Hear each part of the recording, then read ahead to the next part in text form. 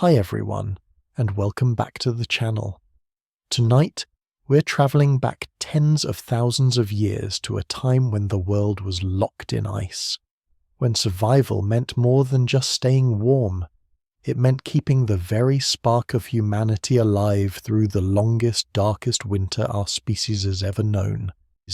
This is the story of Kira and her small band of survivors, carrying a precious ember through a frozen wasteland where mammoth calls echo across endless white, where wolves sing in the darkness, and where a single flame means the difference between life and death. It's a tale of endurance, community, and the stubborn human refusal to let hope die, even when the world itself seems determined to extinguish every trace of warmth. Before we begin, I'd love to know, where are you listening from tonight? Drop a comment and let me know what part of the world you're in and what time it is where you are. There's something beautiful about knowing we're all gathered here together, sharing this story across distances and time zones, connected by the same human need for warmth and community that drove our ancestors through their darkest hours. Now, settle in somewhere comfortable, maybe dim the lights, and let's step back into a world where fire was sacred, where every breath was a small victory, and where a glowing ember carried within it the promise of spring's return. The wind howled like a dying mammoth across the frozen wasteland, carrying with it the scent of death and the promise of more snow. Kira pressed her face against the hide covering their cave entrance, feeling the rough mammoth fur scratch against her cheek as her breath crystallized instantly in the bitter air. Each exhale formed delicate ice flowers that fell to the ground like broken promises. Outside, the world stretched endlessly white, a canvas of desolation painted by winter's merciless hand. The landscape bore no resemblance to the tales the elders told of warmer times. No trees broke the horizon's cruel line. No birds traced patterns in the sky. Only the endless expanse of snow and ice, sculpted by winds that had forgotten mercy. In the distance, barely visible through the swirling frost, the dark shapes of mammoths moved like moving mountains, their tusks gleaming dully in the pale light. They were the true rulers of this frozen kingdom, indifferent to the fragile human lives that struggled to persist in their shadow. "Come away from there, child." Eldric's voice carried across the cave, weathered by countless winters and warmed by the wisdom of survival. The old man sat cross-legged beside their precious fire, his gnarled hands scarred by cold and marked by the tools of survival, feeding dried moss to the flames with the reverence of a priest tending an altar. "The cold will steal your warmth through the walls if you let it. I've seen it happen to others who lingered too long at the threshold between safety and danger." Kira reluctantly pulled away from the entrance, her cheeks stinging from the brief exposure. She had been born into this endless winter, had never known a world where breath didn't crystallize, or where the earth wasn't locked in ice. Yet something deep within her yearned for the warmth that Eldric's stories promised, a genetic memory perhaps, passed down through generations who had known gentler seasons. The cave that sheltered them was a masterwork of Ice Age architecture, carved from limestone by waters that had flowed here when the world was young.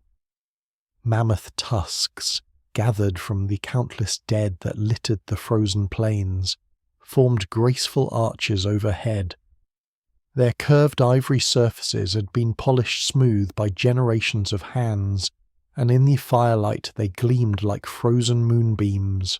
Between the tusks, carefully woven mats of grass and hide created walls that trapped precious warmth while allowing smoke to escape through cleverly designed gaps. The floor was a patchwork of survival, Layers of dried grass and moss provided insulation from the frozen ground, while carefully arranged furs created sleeping areas that had been passed down through families for generations. Each hide told a story. The massive brown bear pelt that had belonged to Kira's grandfather, taken in a hunt that had become legend. The wolf skins that Jorik and Finn had earned in their first successful trap. The smaller rabbit and fox furs that Naya had painstakingly sewn together to create warm clothing for her son. She turned back to the flickering light that painted their shelter in shades of amber and gold, casting dancing shadows on the walls where ancient hands had left their marks, spirals and handprints, crude drawings of animals, and strange symbols whose meanings had been lost to time.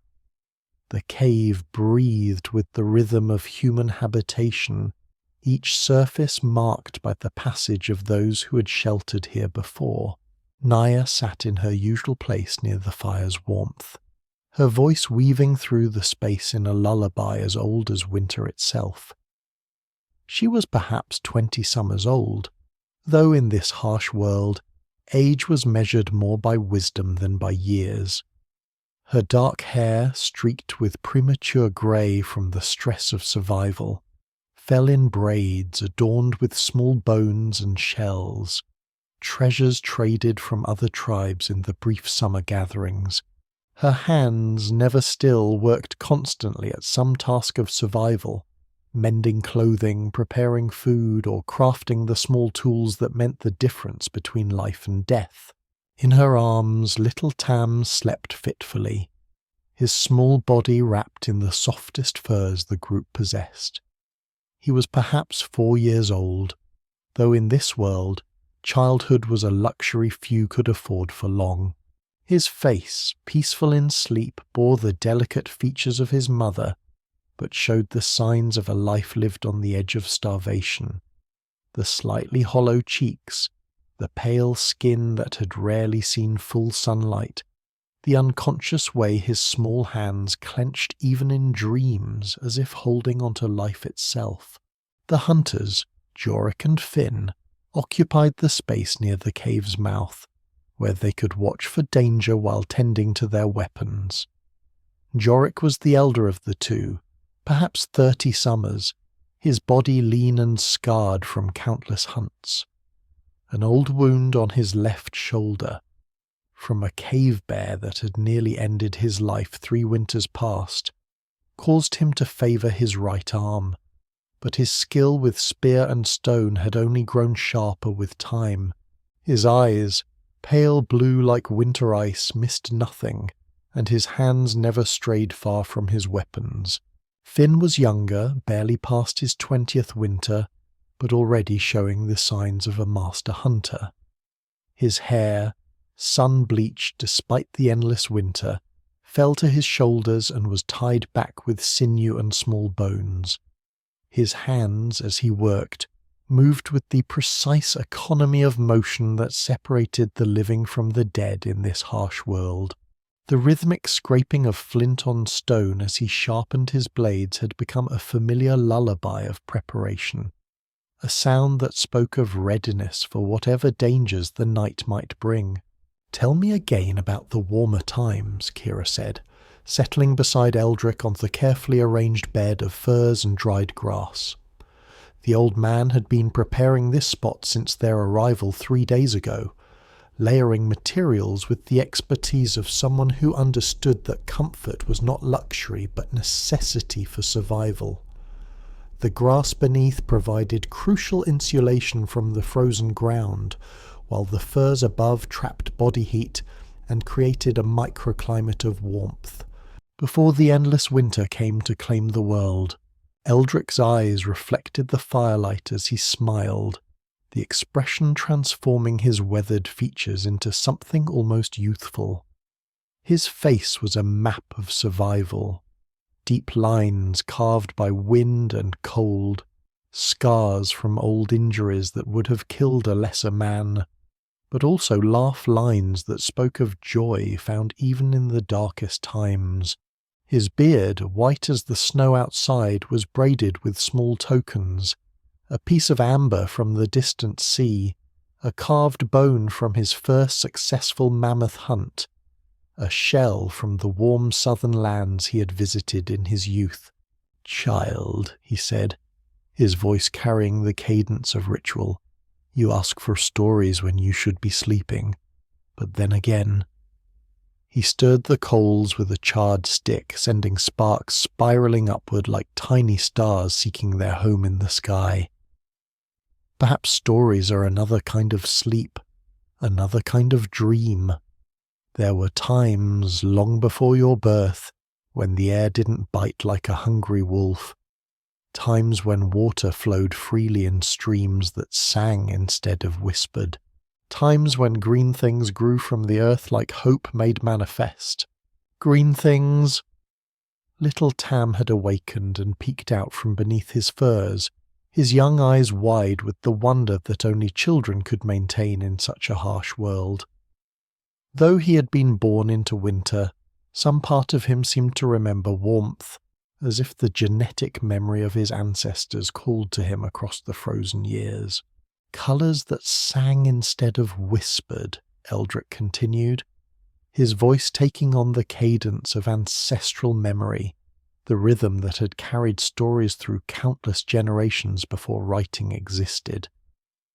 The sky wore blue instead of grey, a blue so deep and pure that it seemed like looking into the eyes of the earth itself, and creatures with wings made music in the trees, trees that grew tall and proud, their leaves dancing in winds that brought life instead of death.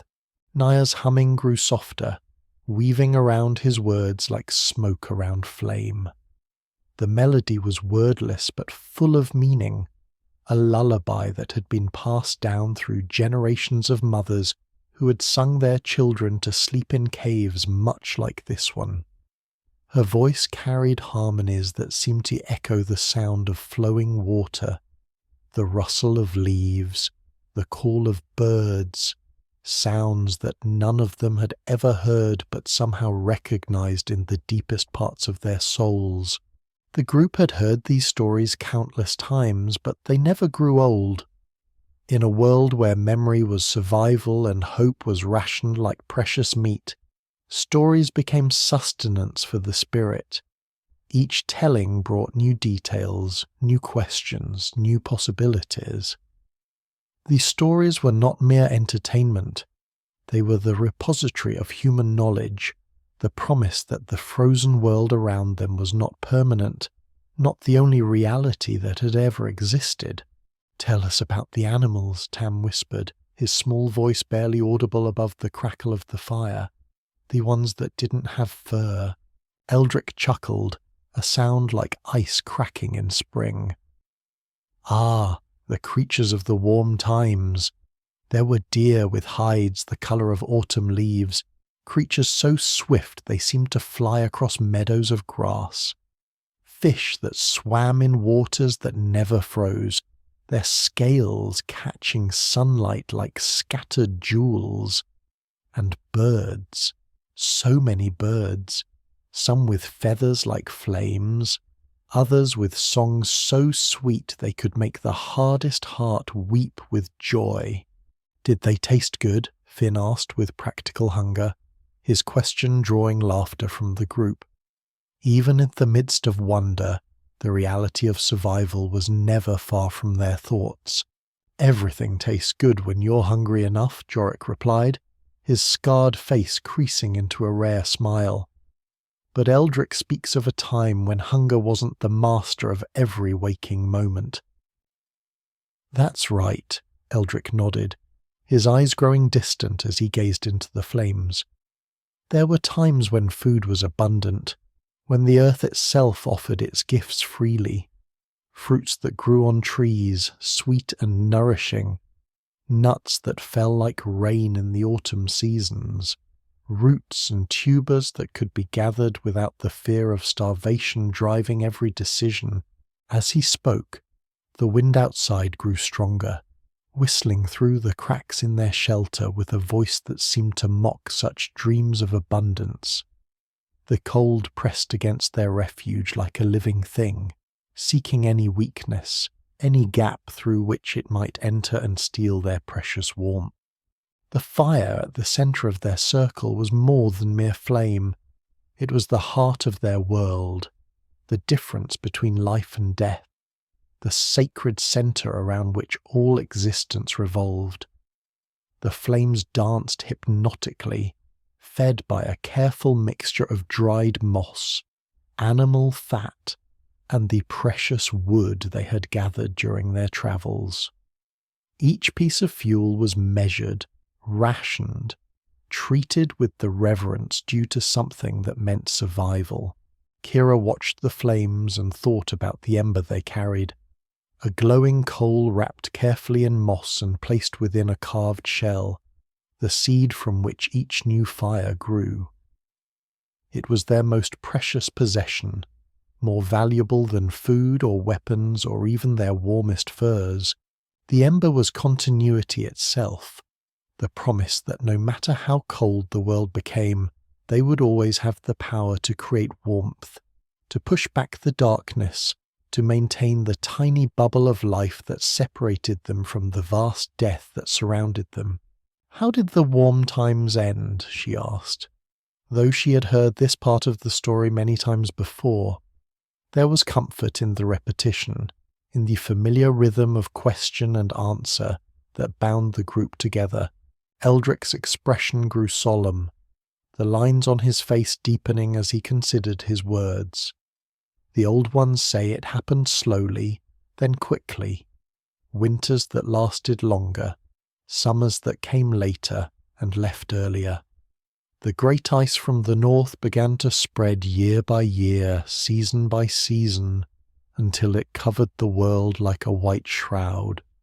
Some say it was the anger of the earth spirits.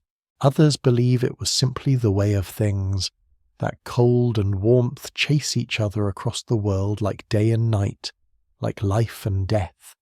"But the warm times will come again?" Tam asked, his voice small and hopeful. "They always do, little one," Naya said softly, stroking his hair. "The ice may rule now, but it cannot rule forever. The earth remembers warmth, just as we remember the stories, and memory, once kindled, can never truly be extinguished."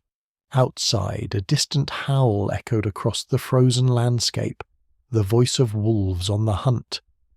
The sound made them all tense slightly, their bodies remembering old fears even as their minds focused on the conversation. In this world, death was always near, always waiting for a moment of inattention or weakness. "The wolves are hunting tonight," Jorik observed, his hand unconsciously moving to check his spear. "The herd must be moving." "Let them hunt," Eldric said calmly. "The fire protects us, and the cave gives us shelter. We are safe here, in this moment, in this place. That is enough." But Kira could see the way everyone's muscles remained slightly tensed, the way their eyes flickered toward the entrance despite the reassuring words.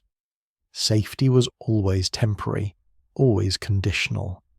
They had learned not to take it for granted.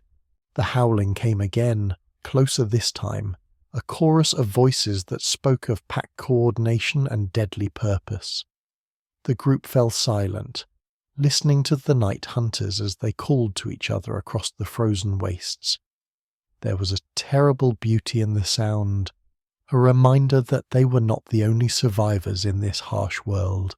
"They sing their own stories," Eldric murmured, his head tilted as he listened to the distant calls. Stories of hunger and hunt, of pack bonds stronger than blood, of survival against odds that would break lesser spirits. "Do you think they remember the warm times too?" Kira asked, the question arising from some deep place in her heart. "Perhaps they do," the old man replied thoughtfully. "Perhaps all living things carry some memory of the world as it was, some hope for the world as it might be again. The wolves remember forests and plenty, just as we remember gardens and laughter. We are all children of the same earth, all sharing the same dreams of warmth and safety. The conversation was interrupted by a new sound, a different howl, higher pitched and closer than the others. Jorik and Finn were on their feet instantly, spears in hand, moving to flanking positions near the cave entrance. The fire suddenly seemed smaller, its circle of light more fragile against the vast darkness beyond. "How many?" Finn whispered, his voice barely audible. Jorik held up his hand for silence, his head cocked as he listened with the intensity of a man whose life had depended on such skills for decades. The howl came again, and this time it was answered by another, then another. A pack was gathering, their voices weaving together in a complex harmony of coordination and shared purpose. "At least 6, Jorik murmured. "Maybe more.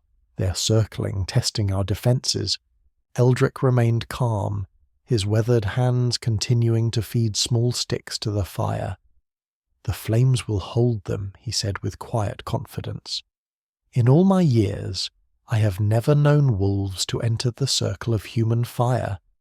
They remember, as we do, the ancient compact between flame and flesh. As if summoned by his words, a shape appeared at the very edge of their firelight. A grey wolf, larger than any Kira had ever seen, its yellow eyes reflecting the flames with an intelligence that was both alien and familiar."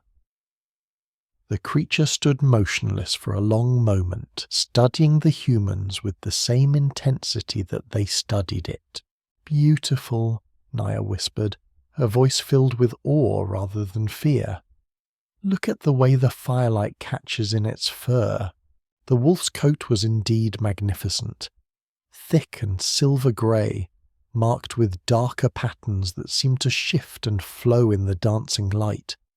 Its eyes, bright as stars, held no malice, only a kind of ancient recognition.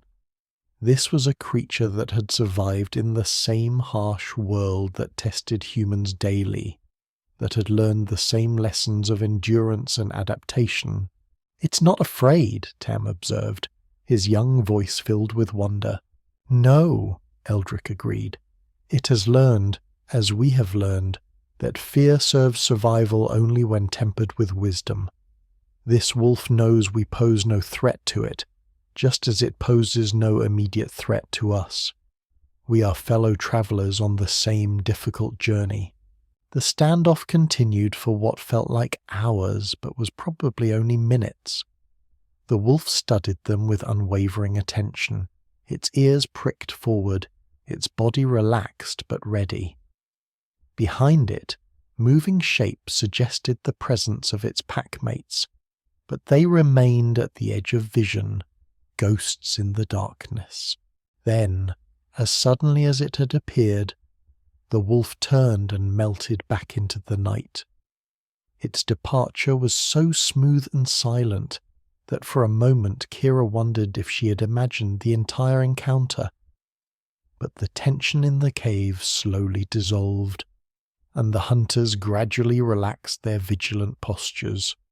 "They'll follow the bison herd north," Jorik said, settling back onto his furs. "Same as us. We might see them again."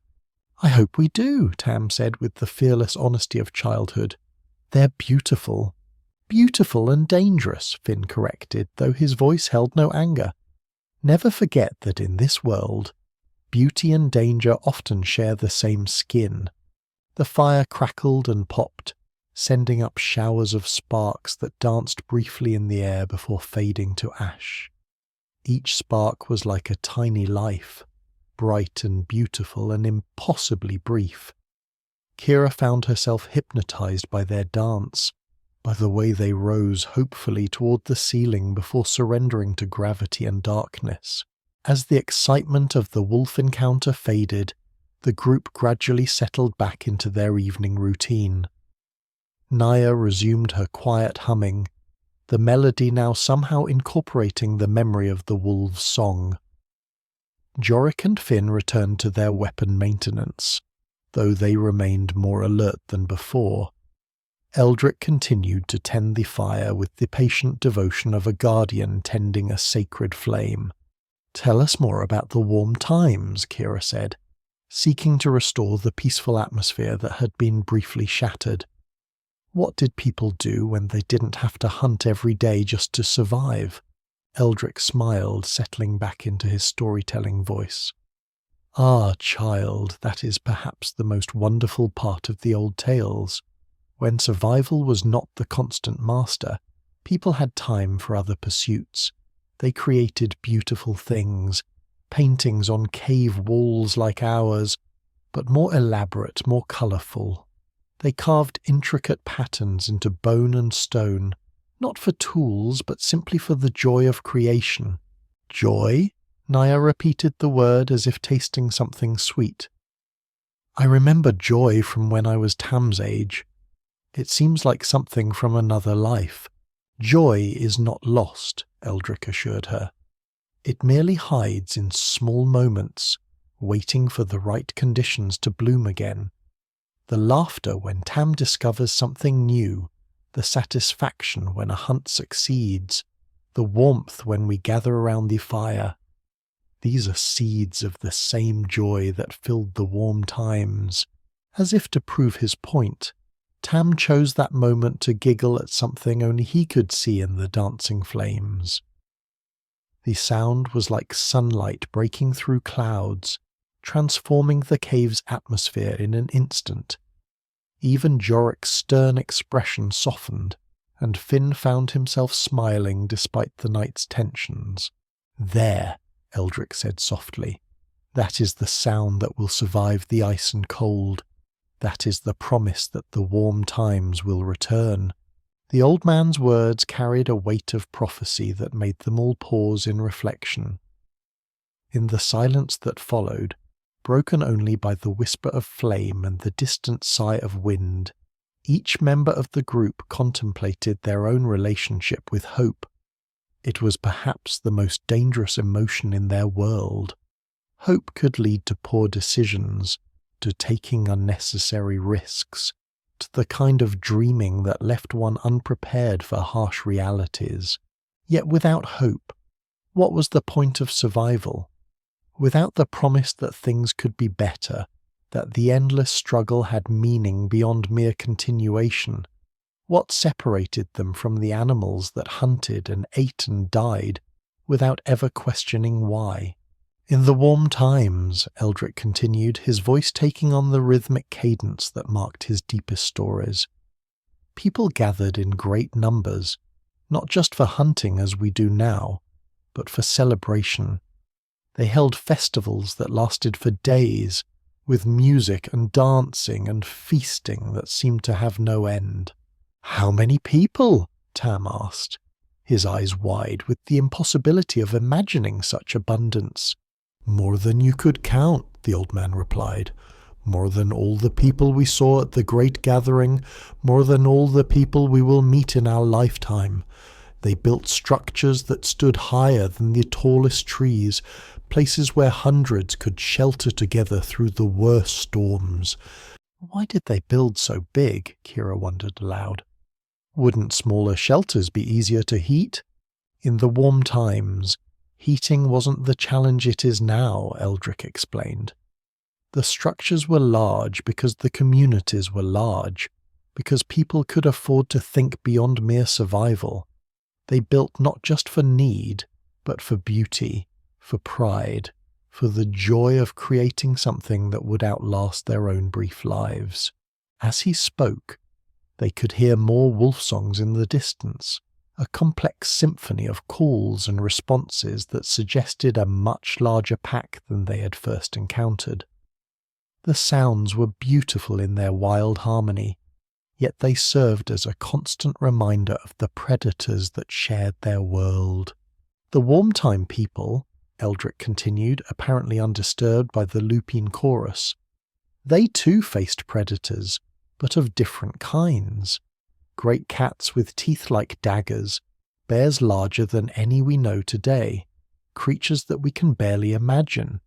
Yet they thrived because they learned to work together on a scale we cannot achieve in our scattered bands. What happened to those great communities when the cold came? Naya asked, though Kira suspected she already knew the answer. They broke apart, Eldrick said sadly. Like ice under pressure, they fractured into smaller and smaller pieces. Some tried to move south, following the warmth as it retreated. Others attempted to adapt where they were, but few had the skills necessary for survival in the new world. Most simply, ended. The weight of that ending settled over the group like a physical presence. They were the descendants of those who had survived the breaking, the inheritors of fragmentary knowledge and diminished possibilities. Yet they were also proof that something essential had been preserved through the worst times. The spark of human community, the willingness to share resources and knowledge, the determination to pass on what mattered most to the next generation. But something was saved, Kira said, as much to herself as to the others. We're here. The stories survived. The fire survived.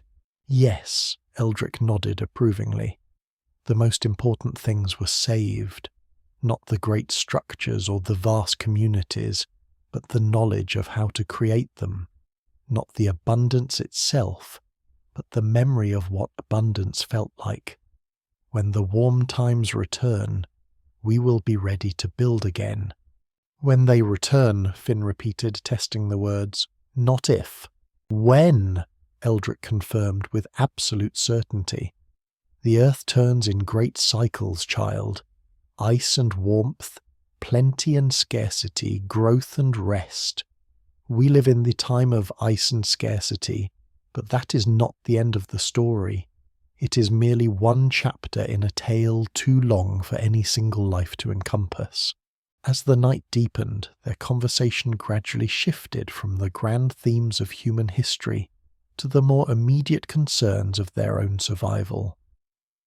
They planned the next day's travel, discussed the condition of their equipment, and shared observations about the behavior of the herds they were following.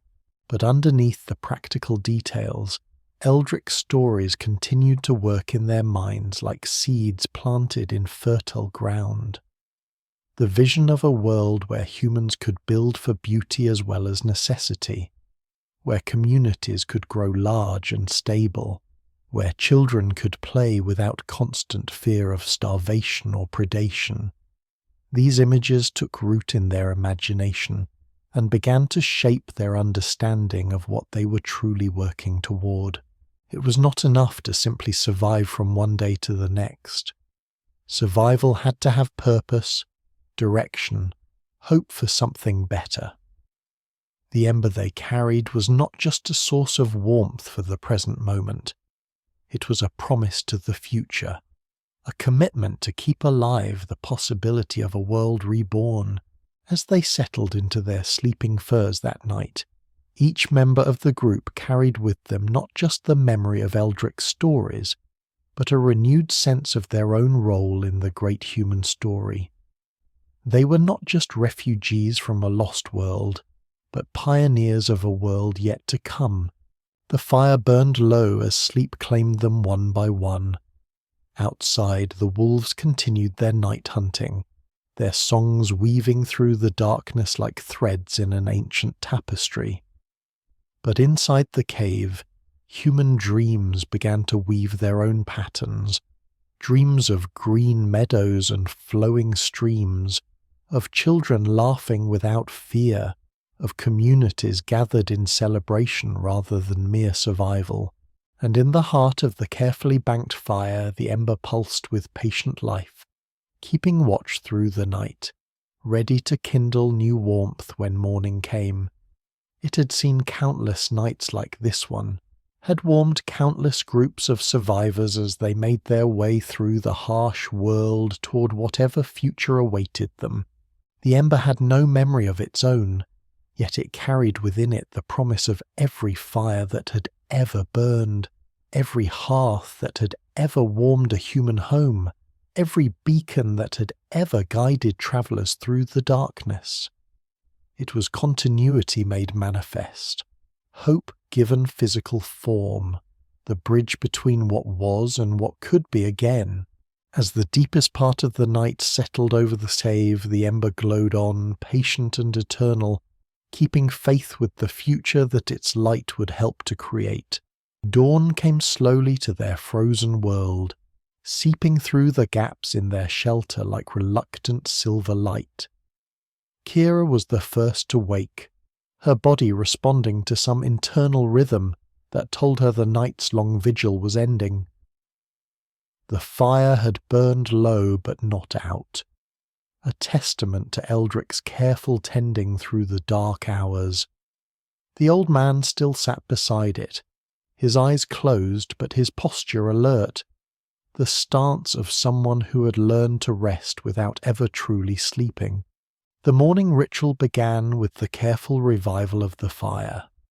Eldric opened his eyes as Kira stirred, and together they coaxed the dying flames back to full life. It was a dance they had performed countless times, the adding of tinder, the gentle blowing that brought the embers to glowing life, the gradual feeding of larger fuel until warmth filled their shelter once again. "The wolves have moved on," Eldric observed, testing the air that flowed through their entrance. "They found what they were hunting or gave up the chase. Either way, our path should be clear this morning." Around them, the others stirred gradually. Naya murmured soft words to Tam as he blinked awake, her voice carrying the patience of mothers throughout time. Jorik and Finn stretched their scarred bodies, checking weapons and gear with the automatic precision of men who had learned that preparation was the price of survival. The morning meal was simple but nourishing. Strips of dried meat and precious fat that would fuel their bodies for the day's journey. They ate in companionable silence, each lost in their own thoughts about the day ahead and the stories that had filled the previous evening. "The storm has passed completely," Jorik observed, peering out at the landscape beyond their shelter. "The sky is clear, and the wind has died. It should be good travelling weather. Good for us, and good for the herds," Finn added with quiet satisfaction. "They'll be moving today, seeking the areas where the wind has blown the snow clear. If we're fortunate, we might catch up with them before they reach the winter feeding grounds." They broke camp with the efficient movements of people who had performed this task countless times. Each item had its place, each person their assigned responsibilities. The fire was carefully extinguished, but not before Eldric removed the precious ember and wrapped it in its protective cocoon of moss and ash. This glowing coal would travel with them, ready to kindle the next fire when evening came. As they stepped out into the transformed landscape, Kira was struck again by the stark beauty of their world. Fresh snow had fallen during the night, creating a pristine surface that stretched unbroken to the horizon. The air was so clear and cold that distant mountains seemed close enough to touch, their peaks glittering like jewels in the morning light. They moved in single file, with Jorik breaking trail through the knee-deep snow. Behind him came Finn, then Naya carrying Tam on her back, then Kira, and finally Eldric bringing up the rear. It was a formation born of necessity and refined by experience. The strongest led the way through difficult terrain, while the most vulnerable were protected in the centre, and the most experienced watched for dangers approaching from behind. The rhythm of travel was hypnotic and meditative. Step, sink, lift, step again. The snow crunched beneath their feet with a sound like breaking crystal, and their breath formed clouds that dissipated quickly in the dry air. Behind them, their tracks marked a clear trail that would last until the next wind erased all signs of their passage. As they walked, Jorik began to hum a travelling song, a wordless melody that helped regulate their breathing and synchronize their movements. It was an old tune, passed down through generations of nomads, its rhythm perfectly matched to the pace of snowshoes on ice. One by one, the others joined their voices to his, creating a wall of sound that pushed back against the vast silence of the frozen world. The song served multiple purposes beyond mere entertainment. It helped them maintain a steady pace that would conserve energy over the long miles ahead. It provided a shared focus that bound the group together and made the endless white landscape feel less intimidating. And perhaps most importantly, it was a declaration of human presence in a world that seemed designed to erase all trace of life. The landscape around them was both monotonous and constantly changing. Snow-covered ridges rose and fell like frozen waves, punctuated by the dark bulk of scattered boulders and the occasional stunted tree, bent and twisted by endless wind into shapes that suggested torment frozen in time. In the distance, mountains loomed like sleeping giants, their peaks lost in clouds that promised more snow. But it was not an empty land, despite its appearance. Trained eyes could read the signs of life written in the snow, the delicate tracks of Arctic foxes, the broad prints of wandering bears, the scattered droppings that marked the passage of small creatures who had learned to survive in the margins of the great cold. And most importantly for their purposes, the massive furrows left by the migrating herds, the highways of hope that spelled potential food for hungry humans. There, Finn pointed to a line of disturbed snow that curved around a distant ridge. Bison, perhaps 30 strong, moving northeast, probably no more than half a day ahead of us. Jorik studied the trail with the intensity of a scholar reading ancient texts.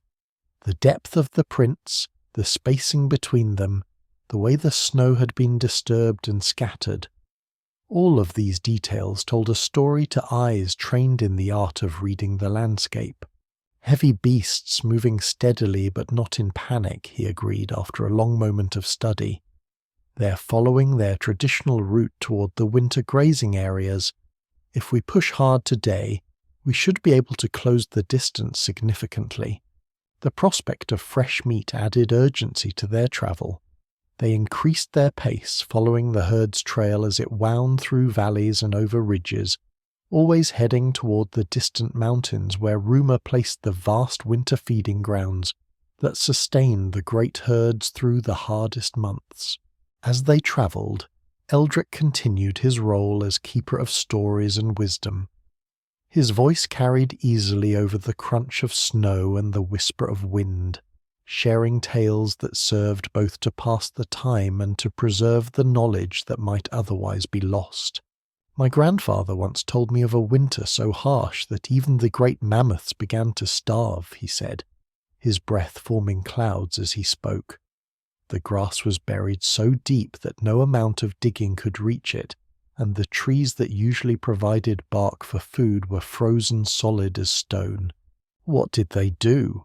Tam asked from his perch on his mother's back, his young voice muffled by the furs that protected him from the cold. They moved, Eldrick replied simply.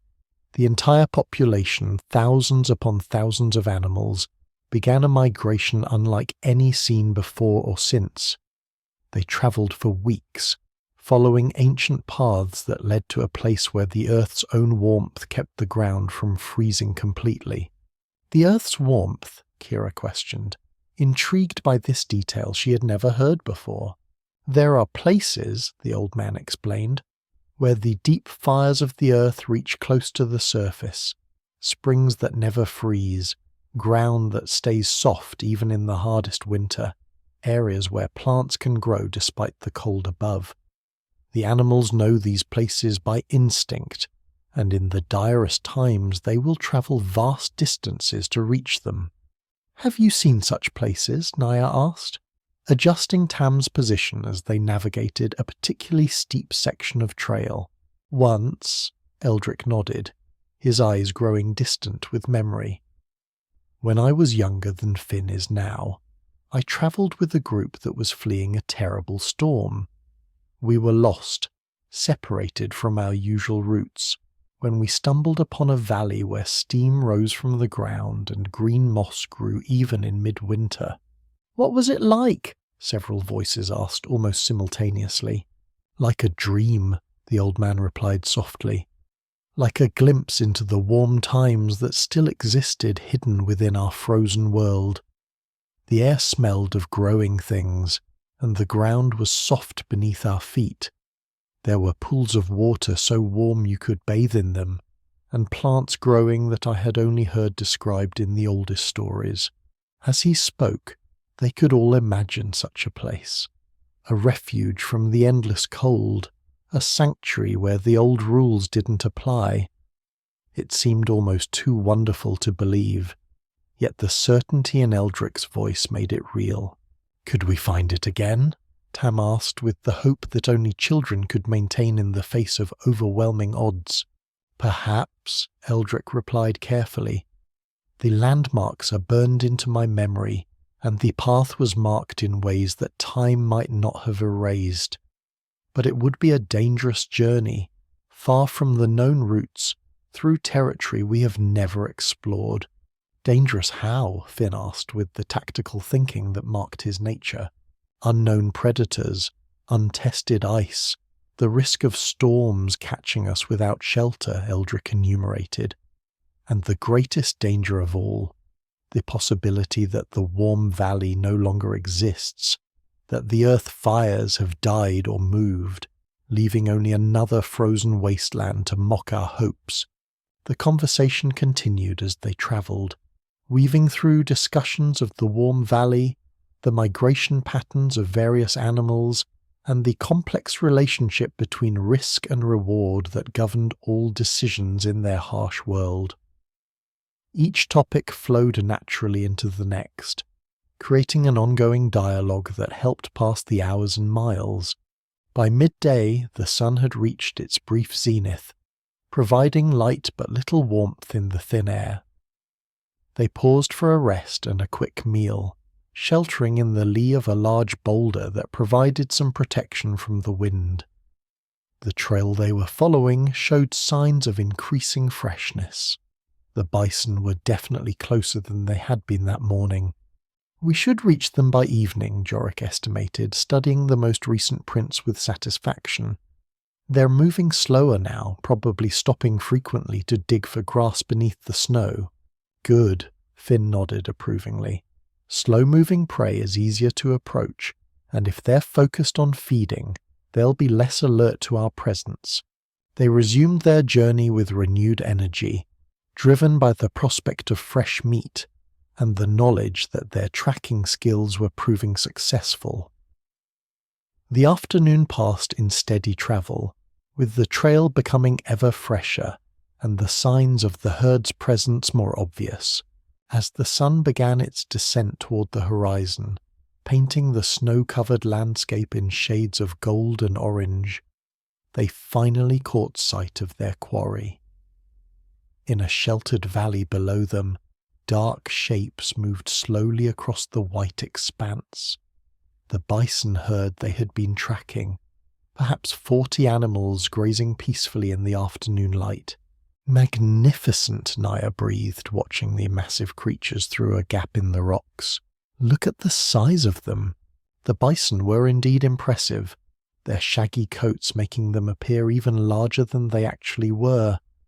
Steam rose from their bodies in the cold air, and their breath formed clouds as they methodically searched for grass beneath the snow. They moved with the patient efficiency of animals that had learned to survive in the harshest conditions, conserving energy while still maintaining their vigilance against predators. 43 head, Jorik counted quietly. "Mostly cows and yearlings, but I see at least 3 mature bulls.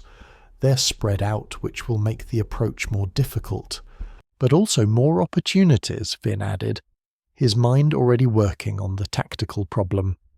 If we can separate one or two from the main group, we won't have to deal with the entire herd.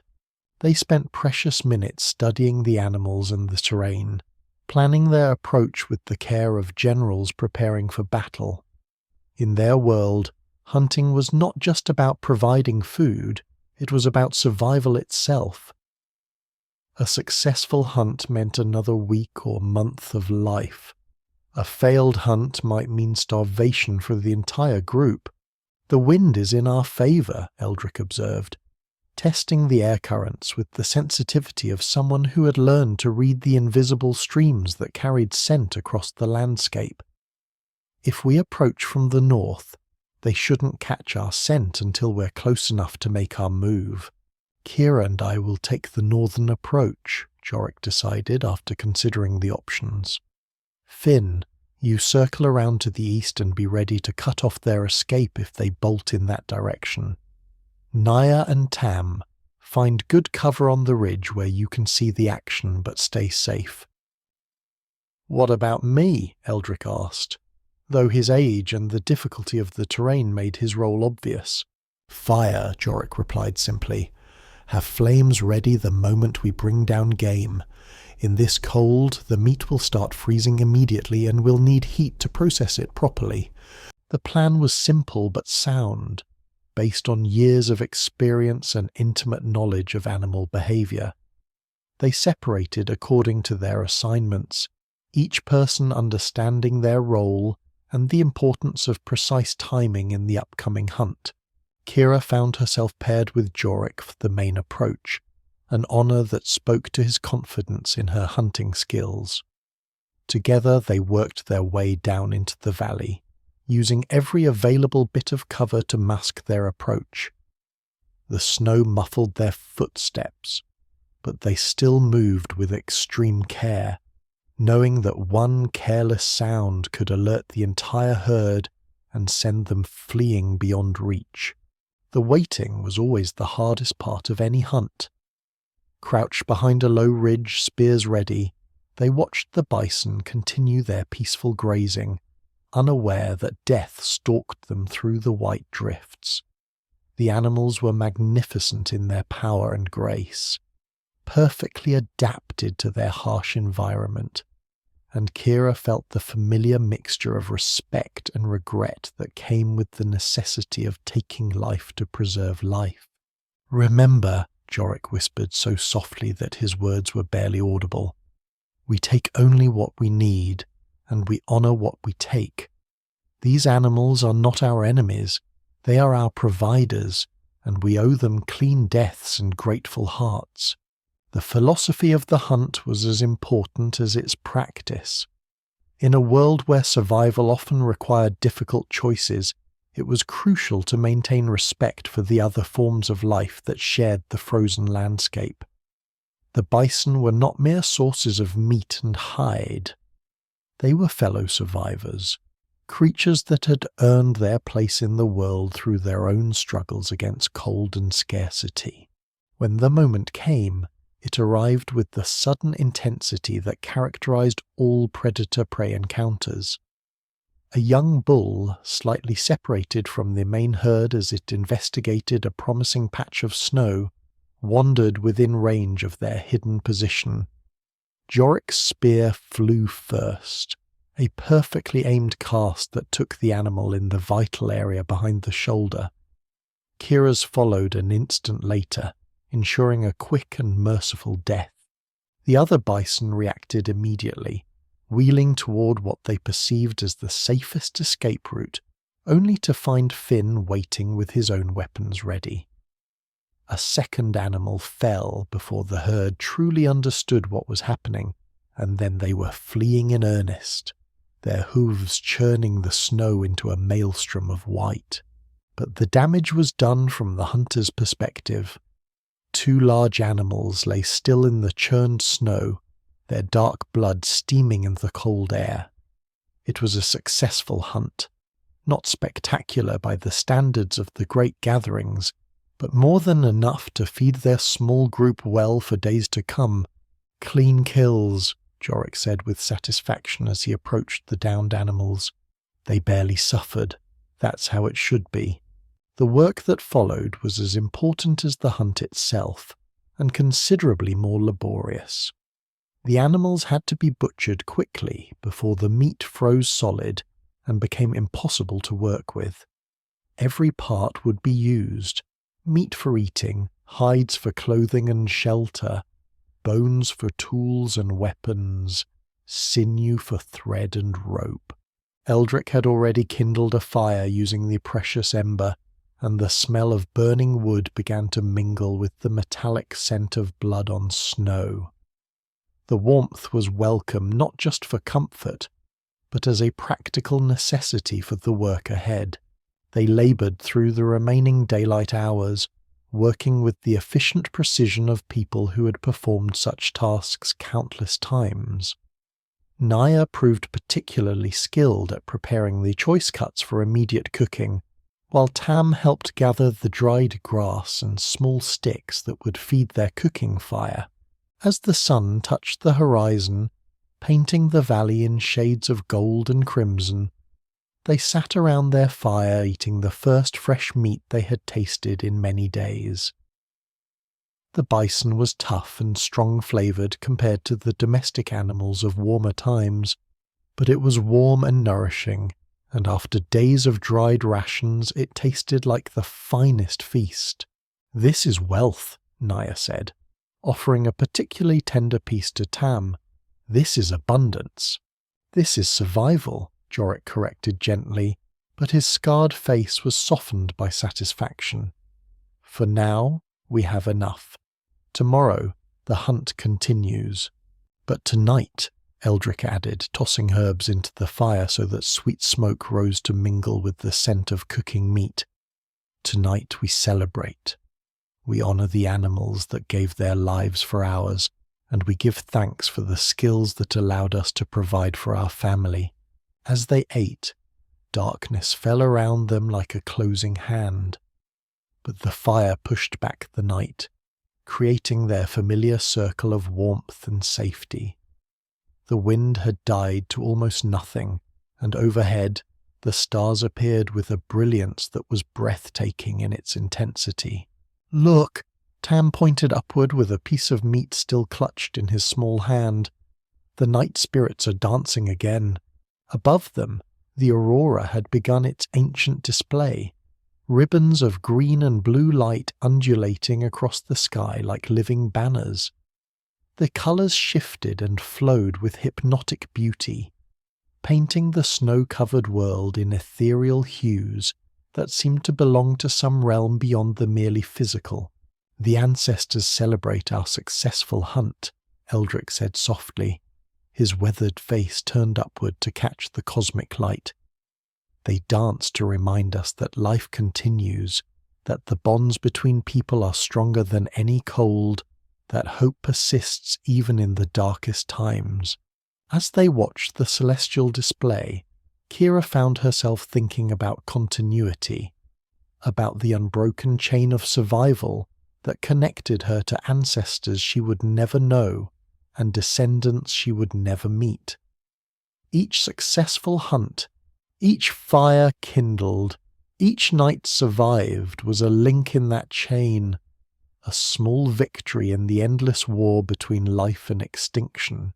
The aurora danced above them, ancient and eternal, while below, a small group of humans huddled around their fire, keeping alive the spark of consciousness and community that made them more than mere animals surviving in the cold. They were the carriers of memory, the keepers of story, the guardians of the ember that would kindle the fires of the future. And as the night deepened around them, they began to tell new stories, stories of the day's hunt, of courage displayed and companionship shared, of the endless human capacity to find hope and joy, even in the harshest circumstances. These stories would be repeated and embellished and passed down, becoming part of the great oral tradition that was humanity's first and most precious library. "Tell us about the greatest hunt," Tam requested, settling into his sleeping furs but not yet ready to surrender to sleep. Eldrick smiled, recognizing the beginning of another long story session. "Which greatest hunt?" he asked. "The one that saved 100 people from starvation, or the one that brought down the legendary white mammoth, or the one that united 7 tribes in common purpose?" "All of them," the boy replied, with the greed for stories that characterized all children, but especially those who lived in a world where entertainment was rare and precious. "Very well," the old man chuckled, settling back against his furs. "But you must promise me that when these stories are finished you will sleep without complaint." "I promise," Tam said solemnly, though everyone knew such promises from children were worth little when weighed against their curiosity. "Long ago," Eldrick began, his voice taking on the formal cadence reserved for the most important tales. "In the time when my grandfather's grandfather was young, there lived a hunter named Korak the Farwalker. The story that followed was epic in scope, involving a quest that spanned seasons and continents, trials that tested every aspect of human courage and wisdom, and a confrontation with forces that seemed beyond mortal comprehension." As Eldrick spoke, his voice rising and falling with the rhythms of wind and flame, the hunt for the white mammoth became more than mere adventure. It became a metaphor for the human struggle against overwhelming odds, a celebration of the persistence that had carried their species through ice ages and disasters. The tale wove together themes of courage and sacrifice, wisdom and folly, the bonds between hunter and quarry, and the fine line between success and catastrophe that defined life in the harsh world. Each character in the story embodied different aspects of human nature. The young hunter eager to prove himself, the wise elder who counseled patience, the mother who worried for her children's future, the leader who bore the weight of group survival. But at its heart, the story was about the same themes that governed their own daily lives: the importance of community, the need for careful planning and execution, the respect owed to the natural world, and the role of courage in the face of uncertainty. The white mammoth itself became a symbol of the impossible made possible, of dreams pursued against all odds, of the rewards that awaited those who refused to surrender to despair. By the time the story reached its climax, the moment when Korak finally faced the legendary beast across a field of ice and snow, even the adults were leaning forward with anticipation, caught up in the ancient magic of narrative that had entertained and educated humans since the dawn of consciousness. "And what did Korak see when he looked into the eyes of the white mammoth?" Eldrick asked, his voice dropping to a whisper that made them all strain to hear. "What?" Tam breathed, his young face reflecting the firelight like a mask of wonder. "He saw himself," the old man replied softly. "Not the reflection of his physical form, but the essence of what he had become through his long quest. He saw courage tempered by wisdom, determination balanced by respect, the spirit of the hunter who takes only what is needed and honors what is taken." The resolution of the tale was not what any of them expected. Instead of a battle between man and beast, there was a moment of mutual recognition, an understanding that transcended the usual relationship between predator and prey. The white mammoth, acknowledging the hunter's worthiness, offered a gift, not its life, but something far more precious. "A tusk?" Finn guessed, thinking practically of the valuable ivory. "Knowledge," Eldrick corrected. "The knowledge of where the warm valleys lay hidden, where the ice never reached, where life persisted even in the darkest times. The white mammoth had seen the coming of the great cold, had witnessed the world's transformation, and had learned the secrets of survival that no human could discover alone." The story's end brought them full circle, back to the themes of cooperation and sharing that defined their own existence.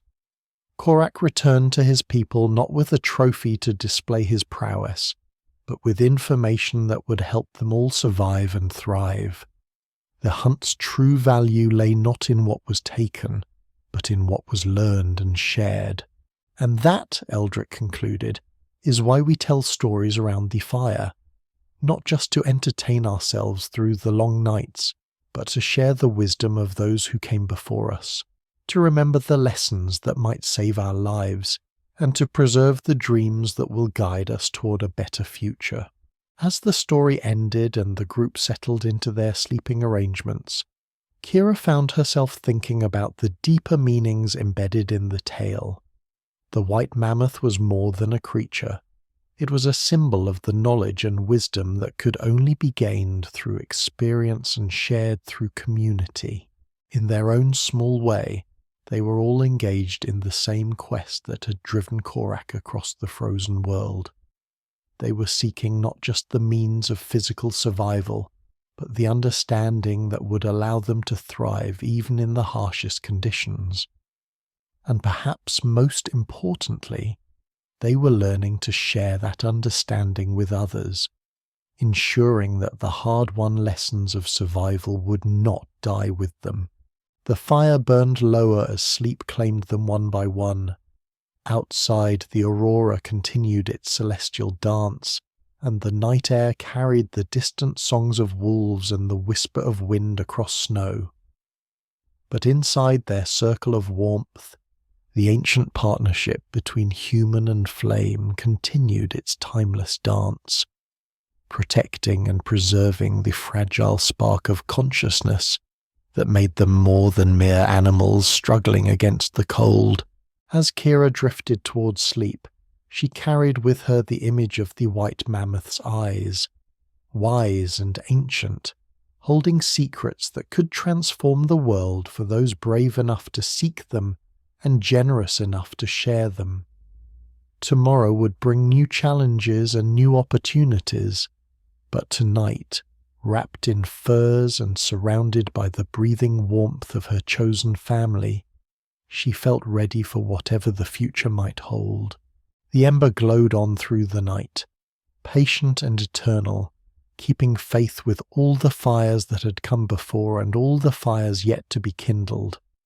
In its steady light lay the promise that no matter how cold the world became, there would always be those willing to tend the flame, to share its warmth, and to carry its light into the darkness that waited beyond. And in that promise lay the hope that sustained them all, the hope that spring would come again, that the warm times would return, that the long winter of the world was not an ending but a pause between chapters in the great story of human persistence and love. The days that followed their successful hunt established a rhythm that felt almost like contentment in their harsh world. Each morning brought its own challenges and small victories, each evening its gathering around the fire and sharing of the day's experiences. They had meat enough to last for weeks if carefully rationed, and the fresh kills had provided materials for essential repairs to their clothing and equipment. Naya spent her days working with the fresh hides, scraping and treating them with the skill that only came from years of practice. Her hands moved with automatic precision as she prepared the skins for various uses: clothing patches, rope, containers, and the 100 other necessities that meant the difference between survival and catastrophe. "The skin quality is excellent," she observed to Kira as they worked together on a particularly large piece. "The cold preserves the fibers, makes them stronger and more flexible than hides taken in warmer seasons. This will make clothing that can last for years if properly cared for." Kira watched Naya's technique with the attention of a student learning from a master. Every scrape of the bone tool, every fold and stretch of the hide, every application of the brain-tanning mixture was a lesson in the ancient arts that had kept humans alive since the beginning of the Great Cold. My grandmother could prepare a hide so perfectly that it would be soft as moss and strong as stone, Naya continued, her voice carrying the fondness that always accompanied memories of family. She taught me that working with skin was like working with the spirit of the animal. You had to understand what it wanted to become and help it achieve that potential. What did this one want to become? Kira asked, running her hand over the smooth surface they had been preparing. Warmth, Naya replied without hesitation. This hide wants to become warmth for a child, protection against the wind and cold. See how thick it is here, along what was the back. That's where the winter coat was heaviest. It will make excellent insulation for Tam's sleeping furs. Tam himself had become fascinated by the various tools and weapons that Jorik and Finn maintained with such care. He followed them around camp, asking endless questions about the construction and use of spear points, the best wood for arrow shafts, the secrets of knapping stone into sharp edges. "Why do you heat the stone before you strike it?" he asked Jorik, watching the scarred hunter prepare new spear points beside the fire. "Heat changes the way a stone breaks," Jorik explained patiently, demonstrating with a piece of flint. Cold stone breaks unpredictably, in chunks and fragments that can't be controlled. But warm stone breaks cleanly, following the lines of force that run through its structure. He struck the heated flint with precise blows from his antler hammer, each impact sending small flakes flying away to reveal the sharp edge beneath. Tam watched with the intense concentration that children brought to subjects that captured their imagination. "Each type of stone has its own personality," Finn added, selecting another piece from their collection. "This black stone cuts the sharpest but breaks easily. This grey stone is harder to work but holds an edge longer. This speckled stone is best for arrows because it's light but still sharp enough to penetrate hide." The weapons they created were more than mere tools. They were works of art that represented the accumulated wisdom of countless generations. Every curve of the spear shaft, every angle of the point, every binding that held the pieces together had been refined through trial and error until it achieved a kind of perfection that was both functional and beautiful. "A weapon that is not beautiful will not serve you well," Eldrick observed, watching the weapons making with the eye of someone who had seen many such tools created and used. "Beauty in a weapon means balance, means that every part works in harmony with every other part. An ugly weapon is one where the maker has not understood the relationship between form and function." As the afternoon wore on, they expanded their efforts beyond mere survival maintenance to begin preparing for the longer journey that lay ahead. Winter was deepening, and they would need to reach the traditional gathering grounds before the worst storms made travel impossible. 3 more days of work here, Jorik estimated, surveying their activities. Time to finish processing the meat, complete the hide work, and make sure all our equipment is in perfect condition. Then we'll need to move quickly to reach the winter grounds before the next major storm system arrives. The weather patterns were already shifting in ways that spoke of more severe cold to come. The wind carried new scents from the north, the smell of ice and snow stretching unbroken to the top of the world. The aurora appeared more frequently now, painting the night sky in displays of increasing intensity that seemed to herald the approaching climax of winter. The old-timers used to say that when the night lights danced every evening, the hardest cold was still a month away, Eldrick shared as they watched yet another spectacular display of celestial fire. But when they appeared even during the day, visible as pale curtains against the blue sky, then the true deep freeze was imminent. "Have you seen daytime aurora?" Kira asked with the mixture of fear and fascination that such phenomena inspired. "Once," the old man nodded gravely. In my 20th year, during what the storytellers now call the winter of endless night, the aurora became so bright that they cast shadows on the snow even when the sun was shining. The cold that followed was unlike anything before or since, so intense that trees exploded from the ice forming in their sap, so severe that even the deep springs froze solid. How did people survive? Tam asked, his young voice small in the face of such cosmic forces. By doing what we do now, Eldrick replied with the matter-of-fact tone that characterized all his discussions of survival. By keeping the fires burning, by sharing warmth and resources, by telling stories that reminded them that even the worst cold eventually ends, and most importantly by taking care of each other. The conversation turned to the practical preparations that would be necessary if such extreme conditions returned. They inventoried their fuel supplies, checked and double-checked their clothing and shelter materials, and reviewed the locations of emergency refugees along their intended route. The key to surviving extreme cold is redundancy, Finn explained as he organized their gear into carefully balanced loads. 2 ways to make fire, 2 sources of food, 2 routes to safety. If one system fails, you have backup. If your backup fails, you have alternatives to your backup. This philosophy of redundancy extended to every aspect of their survival strategy. They carried multiple fire-starting methods, flint and steel, fire bow, the precious ember itself, and even a small supply of the rare firestones that could be struck together to produce sparks. Their food consisted of several different types of preserved meat, dried berries, and emergency rations that could sustain life even if everything else was lost. But the most important redundancy, Naya observed, is people.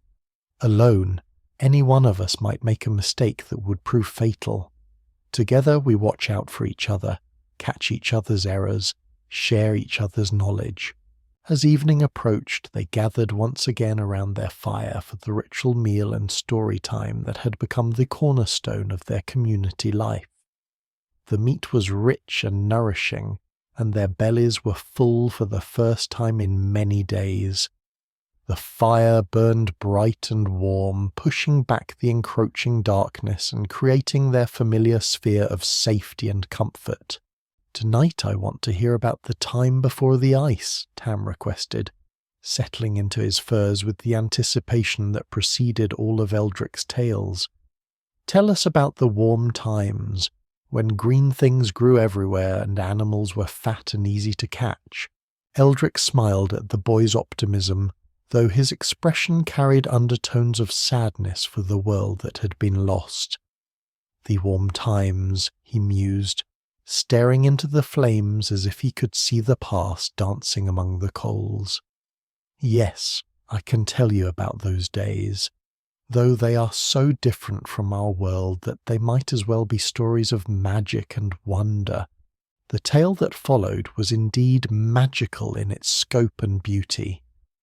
Eldrick spoke of vast forests that stretched unbroken from horizon to horizon, where trees grew so tall that their tops disappeared into clouds, and so thick that walking among them was like moving through a green cathedral filled with living pillars. He described rivers that flowed warm and clear, teeming with fish so numerous that they could be caught with bare hands, and valleys where fruit hung heavy on wild trees, free for the taking by any who passed by. He painted word pictures of meadows covered in flowers that bloomed in colours that no longer existed in their frozen world, and of animals that had grown fat and lazy in the abundance of an earth that provided for all. "Were there really giant cats with teeth like daggers?" Tam asked, his eyes wide with wonder and just a touch of fear. "Saber teeth, yes," Eldrick confirmed. "But they were not the monsters that some stories make them out to be. They were hunters, like us, trying to survive and provide for their families. In the warm times there was prey enough for all. Great herds of horses and deer, massive ground sloths that moved like walking hills, birds so large that their wings could create windstorms. What happened to them all? Kira asked, though she suspected she knew the answer. The cold, Eldrick replied simply. When the ice began to spread down from the northern mountains, the warm-weather animals had nowhere to go.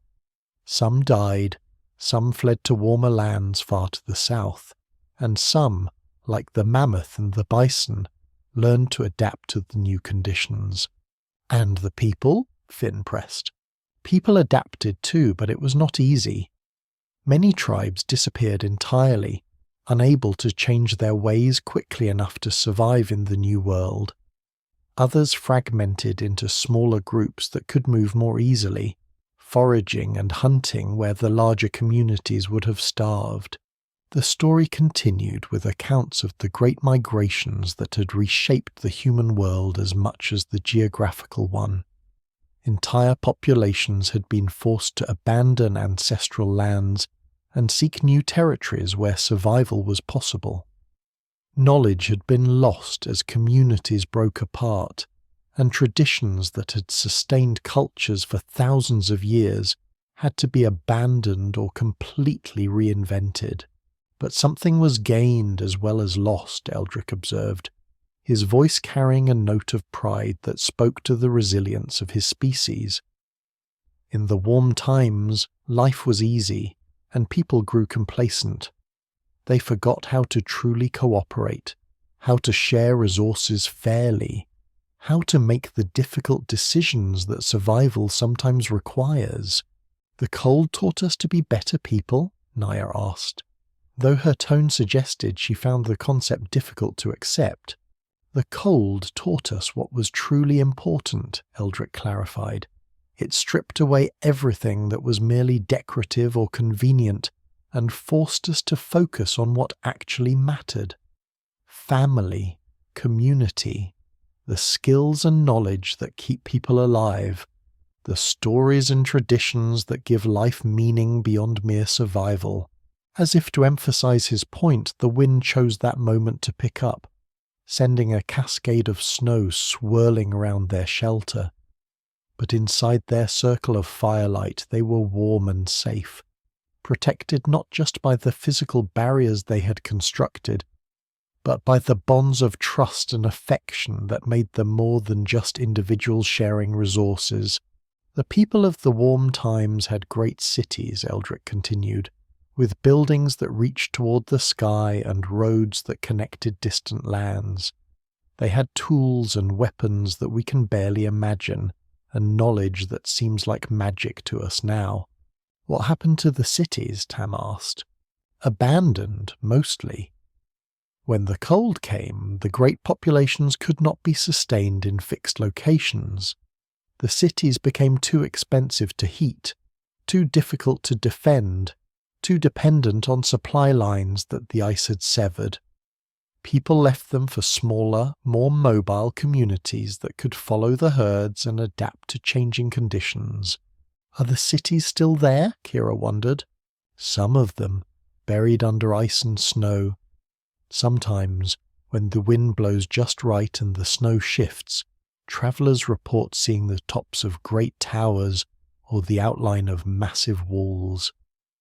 But they are monuments to a dead world now, tombs for a way of life that could not survive the transformation. The conversation had grown melancholy, touching on themes of loss and change that resonated deeply with people who lived always on the edge of extinction. But Eldrick was too skilled a storyteller to leave his audience in despair. But remember, he said, his voice taking on the cadence of inspiration, we are not less than the people of the warm times. We are different, adapted to different challenges, but we carry forward everything that was truly valuable about humanity. Our fires burn just as bright. Our hearts beat just as strongly. Our minds create just as beautifully. And when the warm times return? Tam asked hopefully. "When the warm times return," Eldrick replied with absolute certainty, "we will be ready for them. We will have the knowledge of both worlds, the wisdom of abundance and the wisdom of scarcity, the skills of comfort and the skills of survival. We will build new cities if we choose, but we will never forget the lessons that the cold has taught us." The promise in his words was like a gift to them all, a vision of a future that held both security and adventure, comfort and meaning. It was easy to forget in the daily struggle for survival that their current hardships were not permanent, that the ice age that defined their world was itself just a chapter in a much longer story. As the evening deepened and the fire burned lower, they began their preparations for sleep. But tonight felt different from the many that had preceded it, charged with possibility, connected to both past and future in ways that made their small struggles feel part of something much larger and more significant.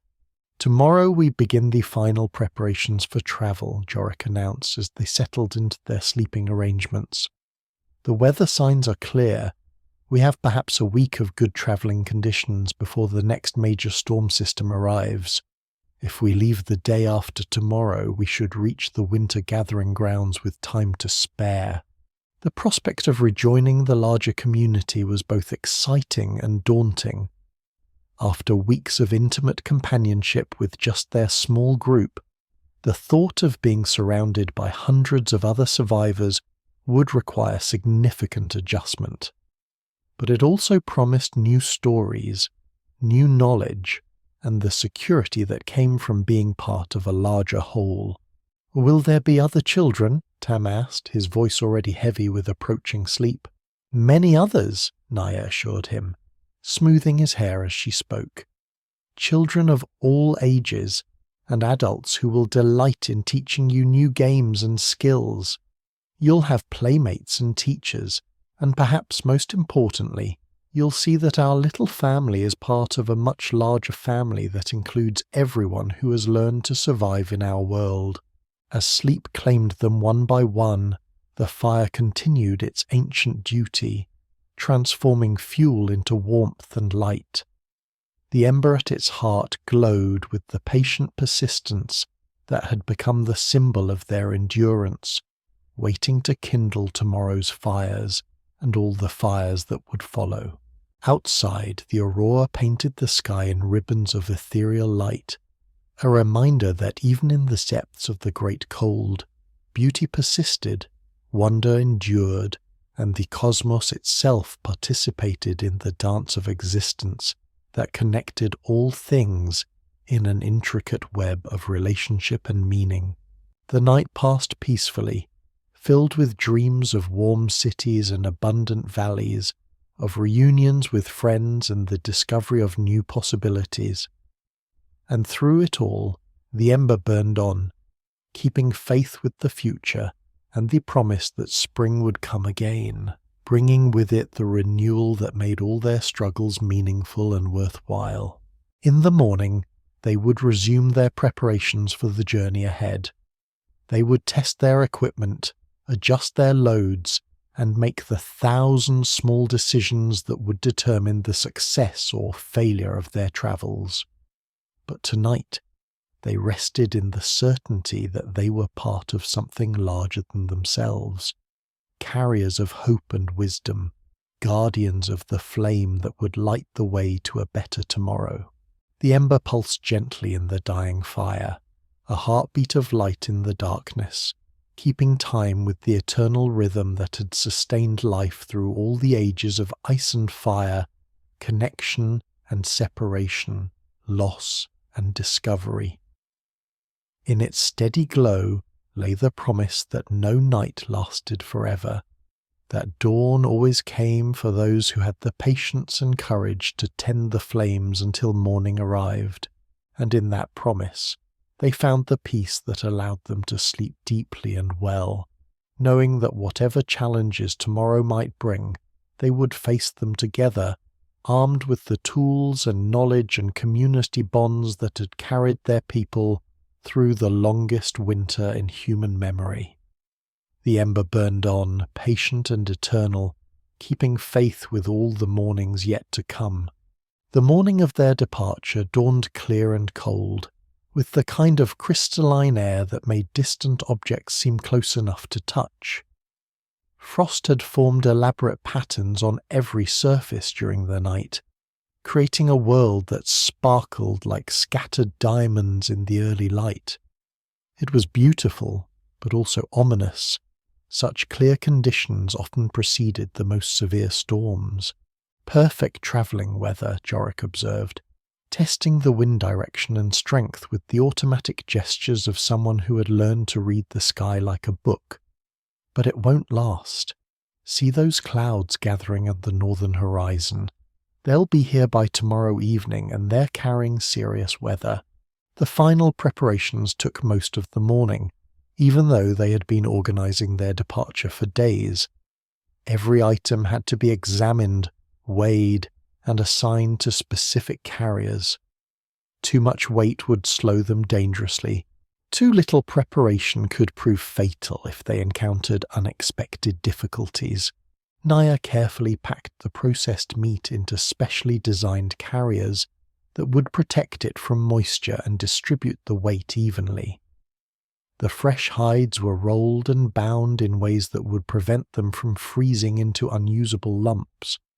Tools and weapons were secured where they could be reached quickly, but would not be lost if someone fell or had to move suddenly. "Remember," Finn cautioned as they distributed the loads, "we're not just carrying supplies for the journey, we're carrying our contribution to the winter gathering. Every group is expected to bring something valuable to share with the community." This was both a practical necessity and a social obligation. The winter gatherings were massive undertakings that required enormous resources to sustain hundreds of people through the hardest months of the year. Each family group was expected to contribute according to their abilities and the success of their seasonal activities. "We bring meat and hides," Jorik listed their contributions with satisfaction. "Good quality materials that will be welcomed by anyone who needs them. And we bring skills, Naya's hide working, my hunting knowledge, Finn's weapon crafting, Eldric's stories, Kira's plant lore." "What do I bring?" Tam asked, with the earnestness that characterized children who wanted to contribute to adult activities. "You bring youth," Eldric replied seriously. "You bring questions that make us think about things we take for granted, and energy that reminds us why we work so hard to survive. And most importantly, you bring hope for the future." The boy considered this gravely, apparently satisfied that his contributions were valued even if they were different from those of the adults. It was an important lesson about the ways communities functioned. Not everyone had to contribute the same things, but everyone had to contribute something. By midday, they were ready to depart. Their camp was thoroughly cleaned, with all traces of their occupation carefully erased. This was partly to avoid attracting scavengers to the area, but also reflected a deeper philosophy about the relationship between humans and the landscape they moved through. "Leave no mark that nature cannot heal," Naya quoted as she scattered the last ashes of their fire. "Take only what you need, disturb only what you must, and always remember that we are guests in this world, not its owners." The philosophy was practical as well as ethical. Groups that damaged their environment or overexploited resources would find those areas unusable when they returned in future seasons. Sustainability was not an abstract concept, but a survival necessity in a world where resources were scarce and locations suitable for human habitation were limited. Their route toward the winter gathering grounds would take them through some of the most challenging terrain they had yet encountered. The path wound through a series of narrow valleys that channeled wind and snow into conditions that could become deadly with little warning. But it was also the most direct route, and speed was essential if they hoped to arrive before the approaching storm made travel impossible. "Stay close," Jorik instructed as they began their march. "The terrain ahead is tricky, and the weather could change rapidly. If we get separated, everyone knows the rally points and the emergency procedures." They had spent considerable time discussing contingency plans for various scenarios, what to do if someone was injured, how to handle equipment failures, where to find emergency shelter if they were caught by unexpected weather. Such planning was not pessimistic but realistic, based on hard experience of the ways that seemingly simple journeys could become life-threatening disasters. The first few hours of travel passed smoothly, with the group falling into the rhythm that characterized experienced travelers. They moved in single file, with the strongest breaking trail through the snow, while others followed in their footsteps. The pace was steady but not rushed, designed to cover ground efficiently while conserving energy for the long journey ahead. As they walked, Eldrick continued his role as keeper of knowledge and entertainer, sharing observations about the landscape they passed through and the signs that revealed its hidden history. "See those scratches on the rock face?" He pointed to marks high above their heads on the valley wall. "Glacier signs. This entire valley was carved by ice moving down from the mountains, probably during the early years of the Great Cold."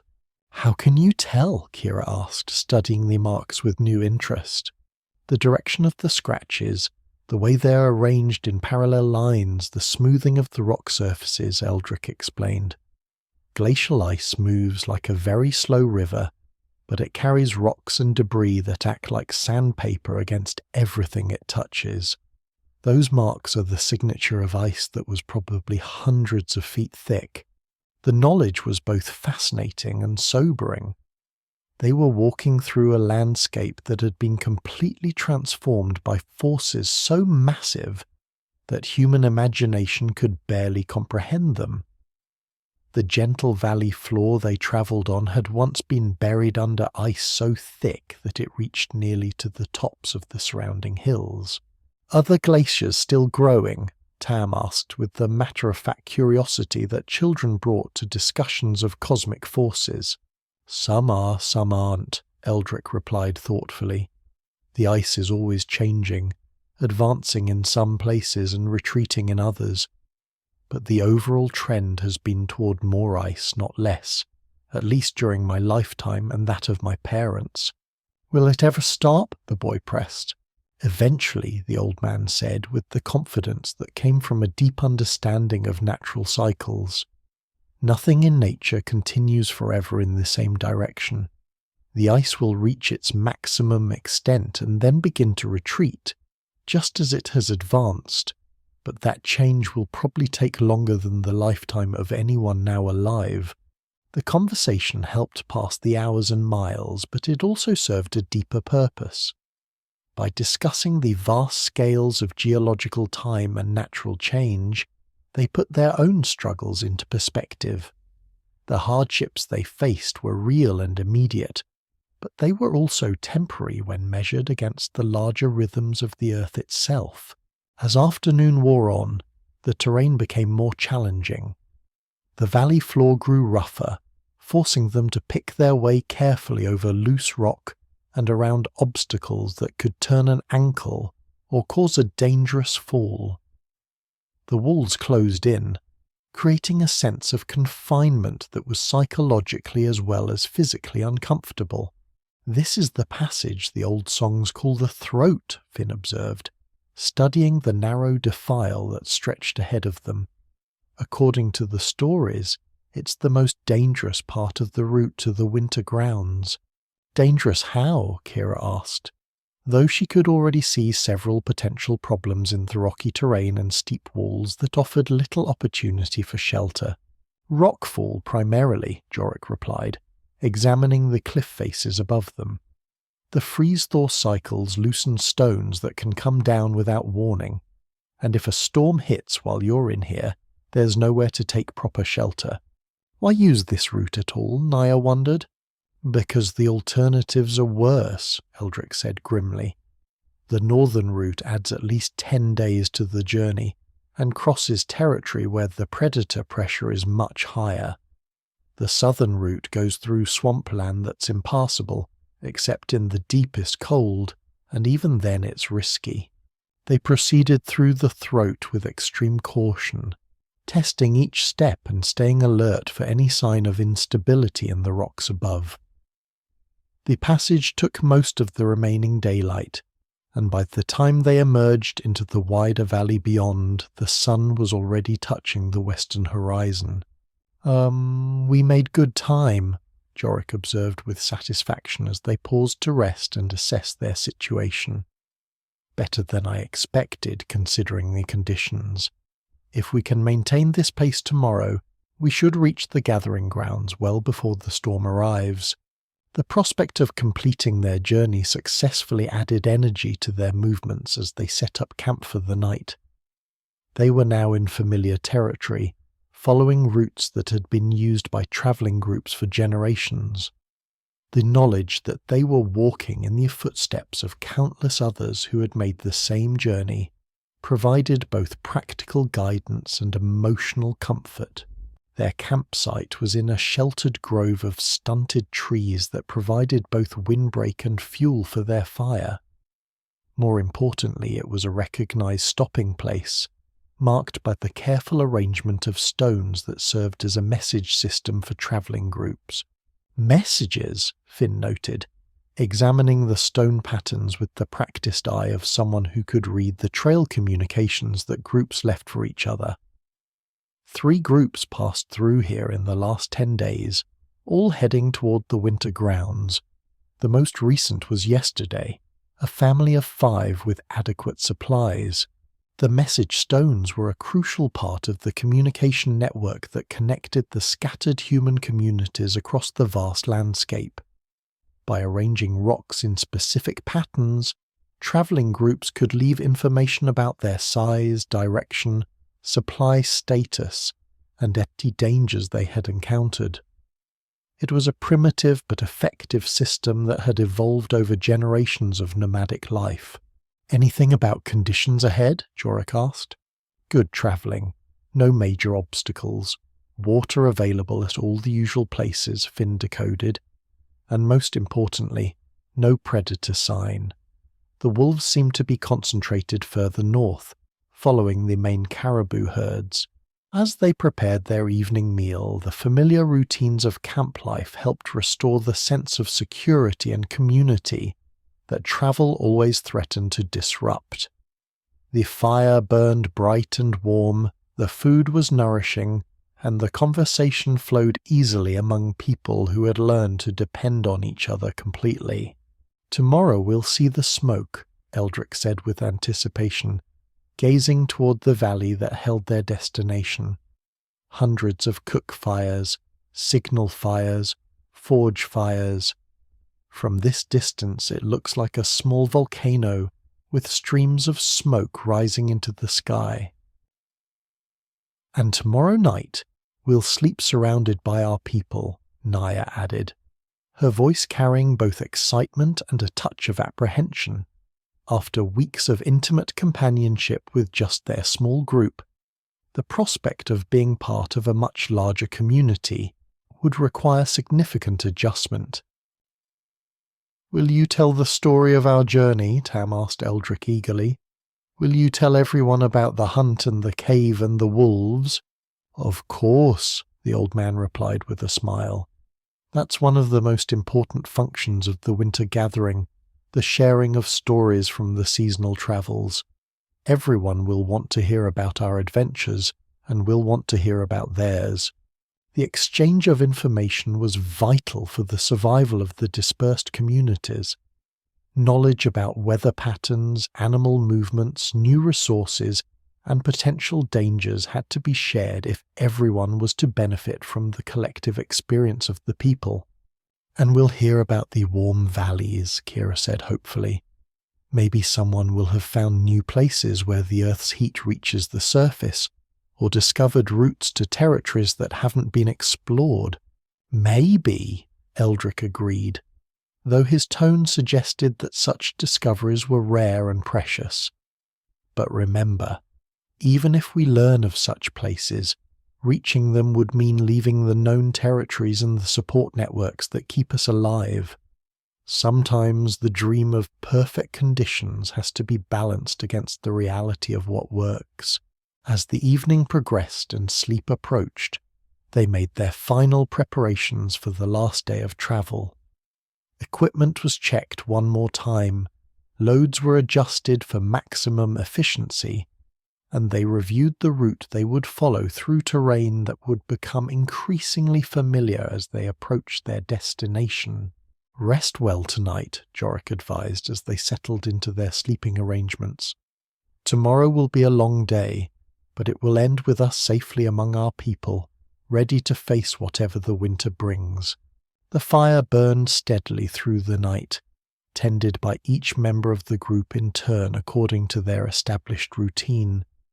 The ember at its heart pulsed with the rhythm that had become as familiar as their own heartbeats, a constant reminder of the continuity that connected them to past and future.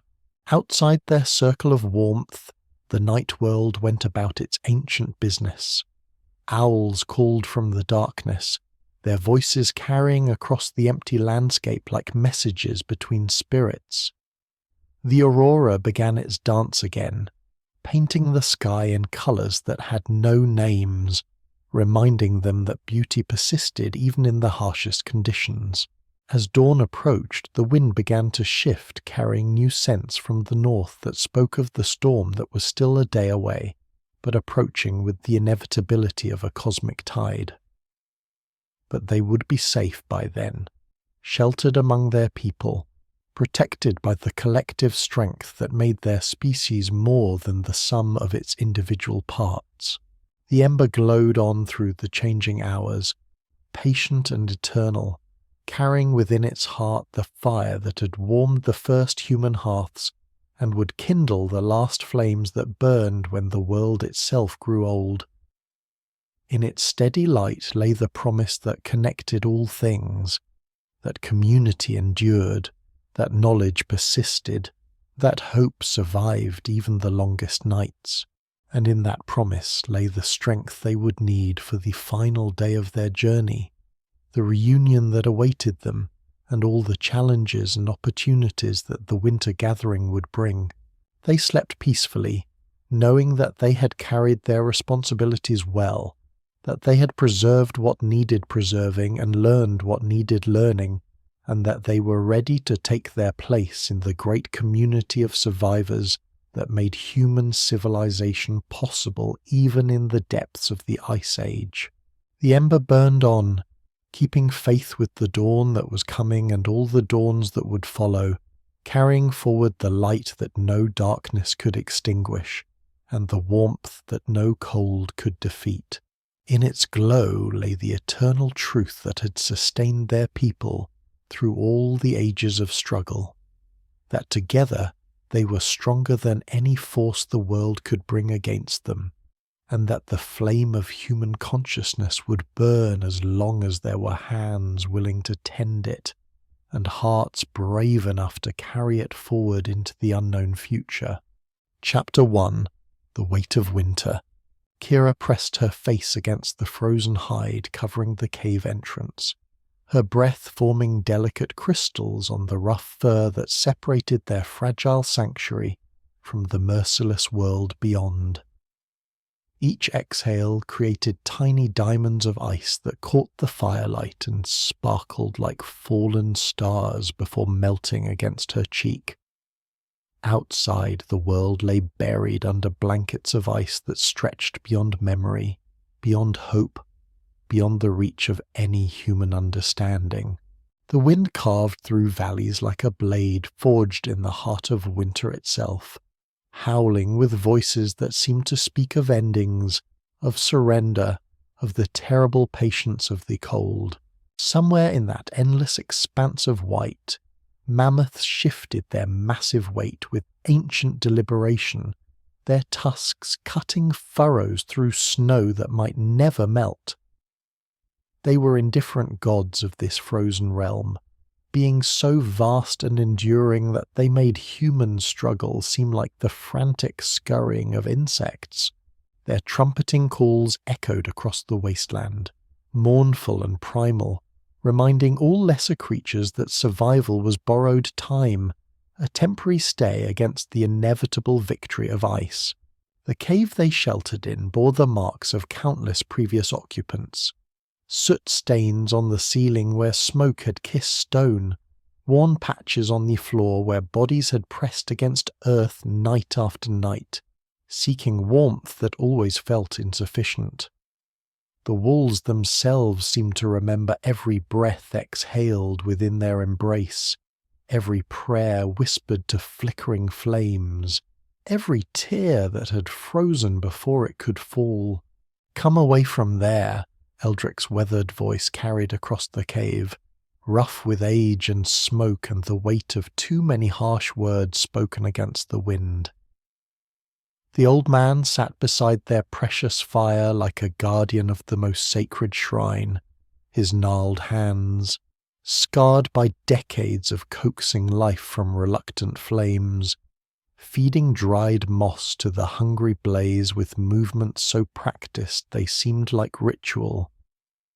"The cold will steal your warmth through the walls if you let it. It's cunning that way, patient, it knows how to wait." His face, deeply lined by wind and worry, reflected the dancing light like a map of survival drawn in flesh. Every crease told a story of nights survived, of dawn greeted with grateful surprise, of the careful arithmetic of endurance that governed their lives. His eyes, though dimmed by cataracts and smoke, still held the fierce intelligence that had kept their small band alive through winter after merciless winter. Kira reluctantly pulled back from the entrance, feeling the immediate loss of even that filtered connection to the world beyond. She turned back to the flickering light that painted their shelter in shades of amber and gold, transforming their crude refuge into something almost beautiful.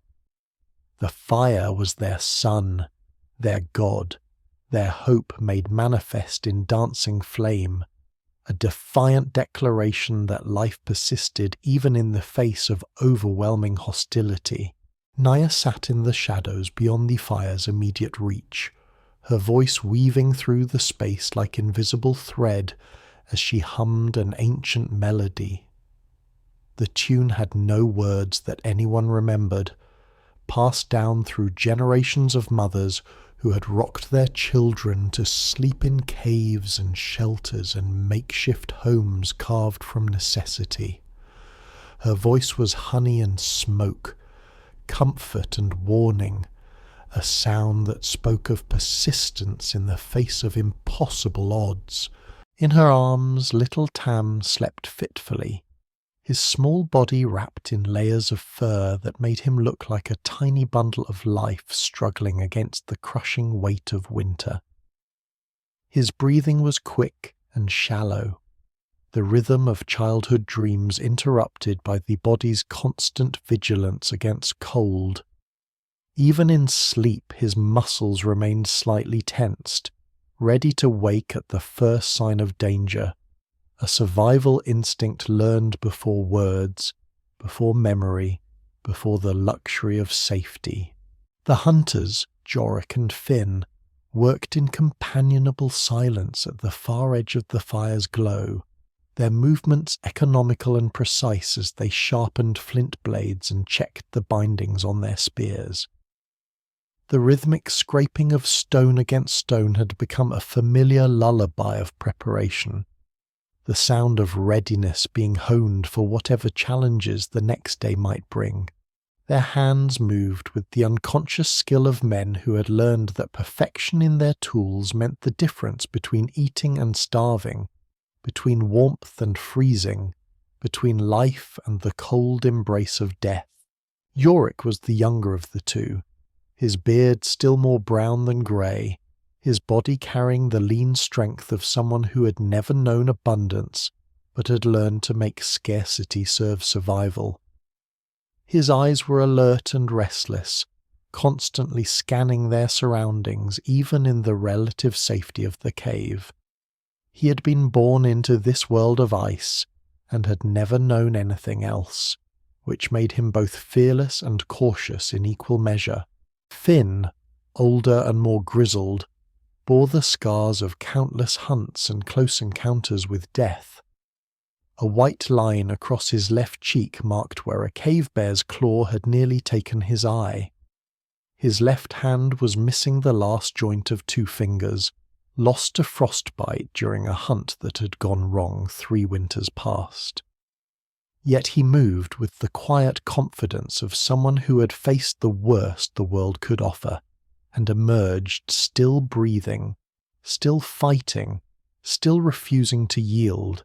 "Tell me again about the warmer times," Kira said, settling beside Eldrick on the carefully arranged bed of furs and dried grass they had crafted, with loving attention to every detail that might mean the difference between sleep and sleepless suffering. The bedding was a masterwork of survival engineering, layers of hide and grass and moss arranged in precise order to trap warmth while allowing moisture to escape, to cushion bone against stone while providing insulation against the cold that seeped up from the earth itself. "Before the endless winter," she continued, her voice carrying the hunger of youth for stories of a world that seemed as mythical as dreams. Eldrick's eyes reflected the firelight as he smiled, the expression transforming his weathered features into something almost grandfatherly.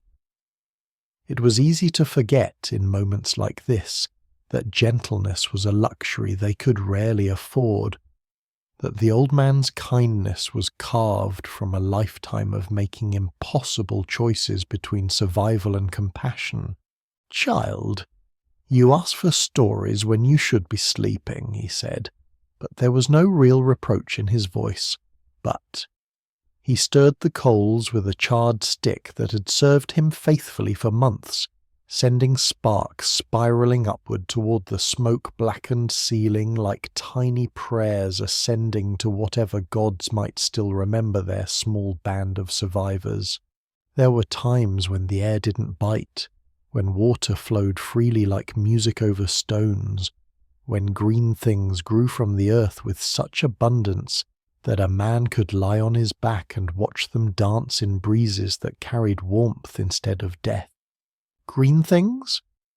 Little Tam had awakened at the sound of voices, his small face emerging from the nest of furs like a curious animal peering from its burrow. His eyes, wide and dark and full of wonder, fixed on Eldrick with the complete attention that children reserve for stories that might reshape their understanding of the world. "Colours that sang instead of whispered," Eldrick continued, his voice taking on the cadence of ancestral memory, the rhythm of stories told by fires in caves across countless generations. The sky wore blue instead of grey, deeper than the deepest water, and clouds moved across it like white animals grazing in endless pastures. Creatures with wings made music in the trees, little one, that grew taller than 10 men standing on each other's shoulders, their branches reaching toward the sun like arms raised in celebration. Tam's eyes grew even wider, trying to imagine a world where such impossible wonders could exist. To him, the cave was the universe, the fire was the sun, and the cold beyond the entrance was simply the natural state of everything that existed. The idea that there could be places where cold was not the master, where life flourished without constant struggle, seemed as fantastical as dreams. "Were there really such places, grandfather?" he asked, using the honorary title that had somehow attached itself to Eldrick, though their small band was connected more by necessity than blood. "There were, child, and there will be again." Eldrick's voice carried a certainty that seemed to come from some deep well of faith that no amount of suffering had managed to empty. The world turns like a great wheel, and winter gives way to spring as surely as night gives way to dawn. We carry the warmth through the dark times so that we might see the light return. Naya's humming had shifted to a different melody now, something that seemed to echo Eldric's words about cycles and seasons and the eternal dance between cold and warmth. Her voice wove around his speaking like harmony around melody, creating a tapestry of sound that filled the cave with something that felt almost like hope. The fire popped and crackled, sending a shower of sparks toward the ceiling, and in that brief flare of light, Kira caught sight of something on the wall she had never noticed before. Faint marks, almost hidden by soot and shadow, that looked deliberate rather than accidental. She leaned closer, trying to make out the shapes in the dancing light. Naya's humming grew softer, weaving around his words like smoke around flame. The group had heard these stories countless times, but they never grew old. In a world where memory was survival and hope was rationed like meat, stories became sustenance. A distant howl cut through the night, long and mournful. The wolves were hunting again. Kira felt her muscles tense, her hand instinctively reaching for the bone knife beside her sleeping place. Jorik's fingers tightened on his spear shaft. "They won't come near the fire," Eldric murmured, but his own eyes had sharpened. "The light draws a circle they won't cross. We are safe here." The howl came again, closer this time, joined by others in a haunting chorus that seemed to echo from the very bones of the earth. Tam whimpered and burrowed deeper into his mother's arms. "Sleep, little star," Naya whispered, her fingers tracing soothing patterns on his back. "The fire keeps us. The fire remembers." But sleep was elusive when predators sang in the darkness. The group took turns through the night, some watching, some tending the flames, some allowing their bodies the dangerous luxury of rest. It was a delicate choreography of survival they'd perfected over countless frozen nights. When dawn finally bled grey light through the cave entrance, Kira was already awake, feeding precious twigs to the dying fire. The ember at its heart pulsed like a tiny sun, stubborn and alive despite the cold that pressed against their shelter. "We moved today," Jorik announced, rolling his sleeping furs. "The herd's tracks lead north. We need meat before the next storm." Eldric nodded slowly, his joints creaking as he stood. "The fire travels with us." He reached into a carved shell, revealing the glowing ember they'd carried for weeks. It was their most precious possession, the seed of warmth that would kindle the next camp's salvation. The ritual of departure was as sacred as breathing. Every useful thing was packed with reverence, the tools that meant life, the food that meant strength, the fire that meant hope. Nothing was left to chance in a world where chance meant death. They emerged into a landscape that seemed painted in silver and shadow. The snow had drifted during the night, sculpting new dunes and valleys. Their footsteps from yesterday had vanished, erased by wind and frost as if they'd never existed. "This way," Finn called, pointing to the depression where the bison herd had passed. The tracks were faint but readable to eyes trained by necessity. Dark crescents pressed into ice, each one a promise of survival if they could catch up. As they walked, their breath rose in rhythmic clouds, and Tam began to sing, a wordless melody that matched their pace. Soon the others joined in, their voices creating a wall of sound that pushed back against the silence. The humming helped regulate their breathing, conserved energy, and reminded them that they were not alone in the vastness. Hours passed in the meditative rhythm of travel. The sun, pale and distant, traced its brief arc across the sky before beginning its retreat. They found shelter in the lee of a great boulder, its dark surface still radiating faint warmth from the day's weak sunlight. Kira knelt beside Eldrick as he unwrapped the precious ember. It had dimmed during the journey, a faint orange heartbeat buried in grey ash. With practiced care, he breathed life back into it, feeding it moss and splinters of bone until flame bloomed like a flower opening to the light. "The fire lives," he murmured, the words part prayer, part statement of fact. They gathered around the growing warmth, their faces emerging from shadow into the golden circle of safety. Naya began preparing strips of dried meat, while Jorik arranged flat stones to serve as cooking surfaces. The smell of roasting fat soon filled the air, rich and life-giving. "Look," Tam whispered, pointing at the shadows their bodies cast on the snow. The flickering light made them dance, a primitive theatre played out in flame and darkness. "We're moving like the animals on the cave walls," Eldrick smiled, remembering the paintings they'd seen in other shelters, handprints and spirals, deer and mammoths that seemed to leap across stone when fire made them dance. "Art and life," he said softly, always dancing together. As the night deepened, Kira found herself staring into the flames, watching shapes form and dissolve in the shifting light. Were those faces she saw memories of the warm times Eldrick spoke of, or perhaps glimpses of futures yet to come? The aurora chose that moment to unfurl across the sky, ribbons of green and violet that seemed to breathe with the cosmos itself. Tam gasped and pointed upward, his small face illuminated by wonder. "The sky is alive," he breathed. "Everything is alive," Naya replied, pulling him closer. "The fire, the snow, the very stones beneath us. We're all part of the same great breathing."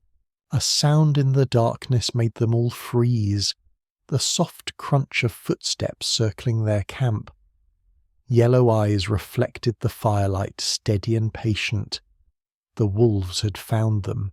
"Don't move," Jorik whispered, his hand on his spear but not raising it. "Let them see the fire. Let them understand." The largest wolf stepped into the edge of the light, its grey coat silvered with frost. For a long moment, predator and prey regarded each other across the boundary of flame. There was no aggression in the wolf's gaze, only a kind of ancient recognition.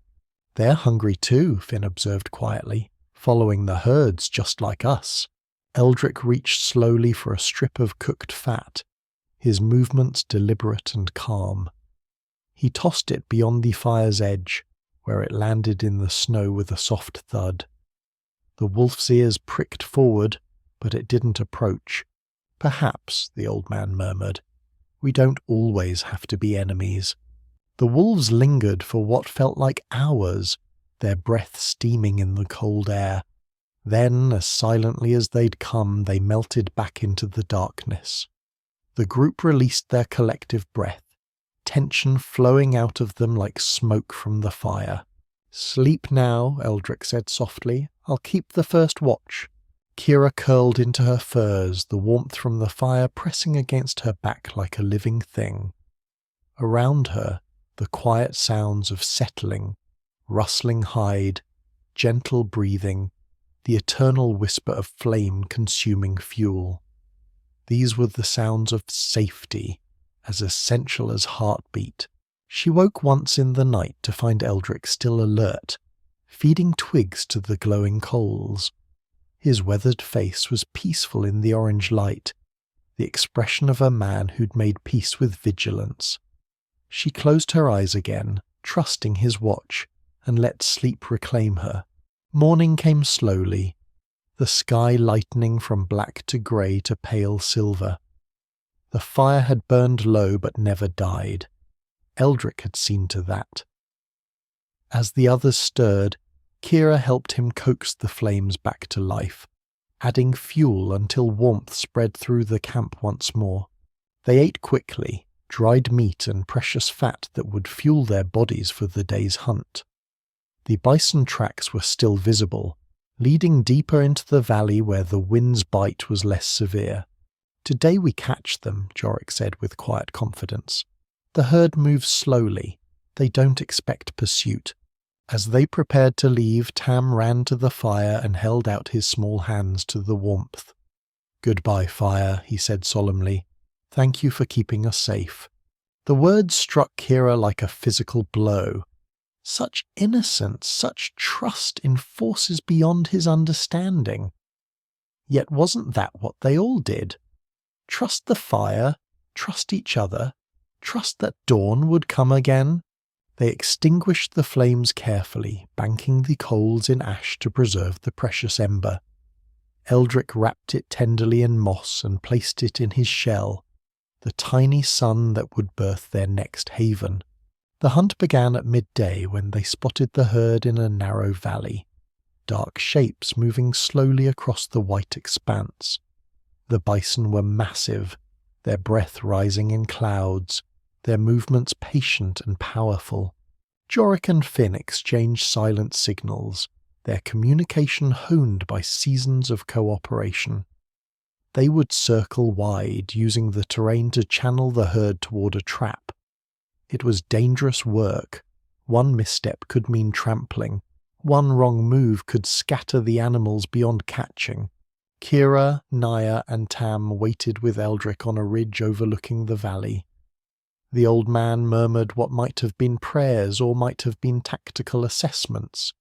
Either way, his words felt like a blessing on the hunt. The hunters moved like shadows across the snow, appearing and disappearing behind ridges and boulders. Then came the moment of action. Shouts, running figures, the thunder of panicked hooves. Snow exploded in every direction as the massive animals turned and fled. But the hunters had planned well. The herd was channeled into a narrow draw where escape was limited. Spears flashed in the pale sunlight. 2 of the great beasts fell, their bodies steaming in the cold air. The group worked quickly to process their kill, the cold preserving the meat but making every cut difficult. Nothing was wasted. Meat for eating, fat for fuel, bones for tools, hides for warmth. Every part of the animal would serve their survival. That night's fire burned brighter than any they'd had in weeks. The smell of roasting meat filled their temporary shelter, and for the first time in memory, they ate until they were full. Tam laughed with his mouth full of fat, and even Eldrick allowed himself a rare smile. "This is wealth," Naya said, running her fingers through a strip of fresh hide. "This is abundance." As they prepared to sleep, Eldrick took his charcoal stick and drew symbols in the soot beside the fire. Spirals and lines that might have meant anything or nothing. Kira watched him, then picked up her own stick and added her marks to his. Soon they all were drawing, creating a constellation of meaning in ash and shadow. "What does it say?" Tam asked, studying their collective artwork. "It says we were here," Eldrick replied. "It says we survived another day." The drawings would be gone by morning, erased by wind or scattered by their departure. But for this moment, they were permanent. A testament to human presence in a world that tried its best to erase all traces of life. Days blended into one another as they travelled deeper into the wasteland. The ember passed from hand to hand, each person taking their turn as guardian of the flame. Sometimes they found caves to shelter in, walls marked by the soot of previous travellers. Sometimes they built snow shelters, packing the white around them for insulation. The cold was relentless, but so were they. They had learned to read the signs, when snow meant safety and when it meant danger, which winds brought wolves and which brought opportunity. They had become fluent in the language of survival. One morning Kira woke to a strange sound, the drip of melting ice. She pushed aside the hide covering their shelter's entrance and gasped. The world outside was changing. Patches of dark earth showed through the snow, and the air carried a scent she barely remembered, the smell of living things. "Eldrick," she called softly, "come see." The old man emerged, blinking in light that seemed somehow warmer.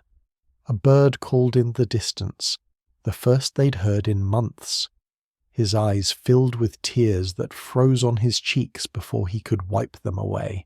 "It's beginning," he whispered, "the great thaw." Over the following days, the transformation accelerated. Streams began to flow where only ice had been. Plants pushed green shoots through the melting snow. The bison herds moved with new energy, sensing the change in seasons. The group's own energy shifted too. There was less desperation in their movements, more curiosity. Tam began collecting the small flowers that appeared, holding them to his nose with wonder. Naya sang new songs, melodies that seemed to echo the bird song that filled the air. They found themselves in a valley that was almost green, dotted with pools of melted snow and early grass. For the first time in anyone's memory, they built their fire not for survival, but for celebration. "The earth remembers how to live," Eldrick said, kneeling beside a cluster of tiny white flowers. "And so do we." That night, as they sat around their fire under a sky full of stars, Kira realized something profound had changed. They were no longer just surviving, they were beginning to live again. The ember in Eldrick's shell still glowed, but it was no longer their only hope. The world itself was warming. "Tell us a story," Tom requested, as he had so many nights before. But this time, Eldrick shook his head. "Tonight, little one, we are the story. Tonight we are the ones who carried fire through the darkness and lived to see the light return." He stood and walked to a patch of soft earth beside their camp. With his staff he drew a spiral in the dirt, the ancient symbol of continuity, of cycles ending and beginning. One by one the others joined him, each adding their own mark to the design. When they were finished, the pattern looked like a constellation fallen to earth, a map of their journey from cold to warmth, from survival to hope. The fire crackled nearby, its light dancing across their faces, no longer grim with endurance but bright with possibility. "The ice will return someday," Eldrick said quietly. "The great cold always comes again, but we'll be ready. We know now how to carry warmth through any winter." He unwrapped the ember one last time, its glow steady and patient. With great ceremony he placed it at the center of their spiral, then covered it gently with earth. Not to extinguish it, but to let it rest, to return its gift to the world that had sheltered them. "The fire doesn't end," he explained to Tam, who watched with solemn eyes. "It just changes form, from ember to soil to plant to life. The warmth continues." As they prepared to sleep in the sailed air, Kira thought about all the nights behind them, the fear, the hunger, the desperate vigilance, but also the moments of grace, shared warmth, quiet laughter, the stubborn human refusal to surrender to despair. "We did it," she whispered to the stars. "We carried the light through the darkness." Around her, the others settled into peaceful rest.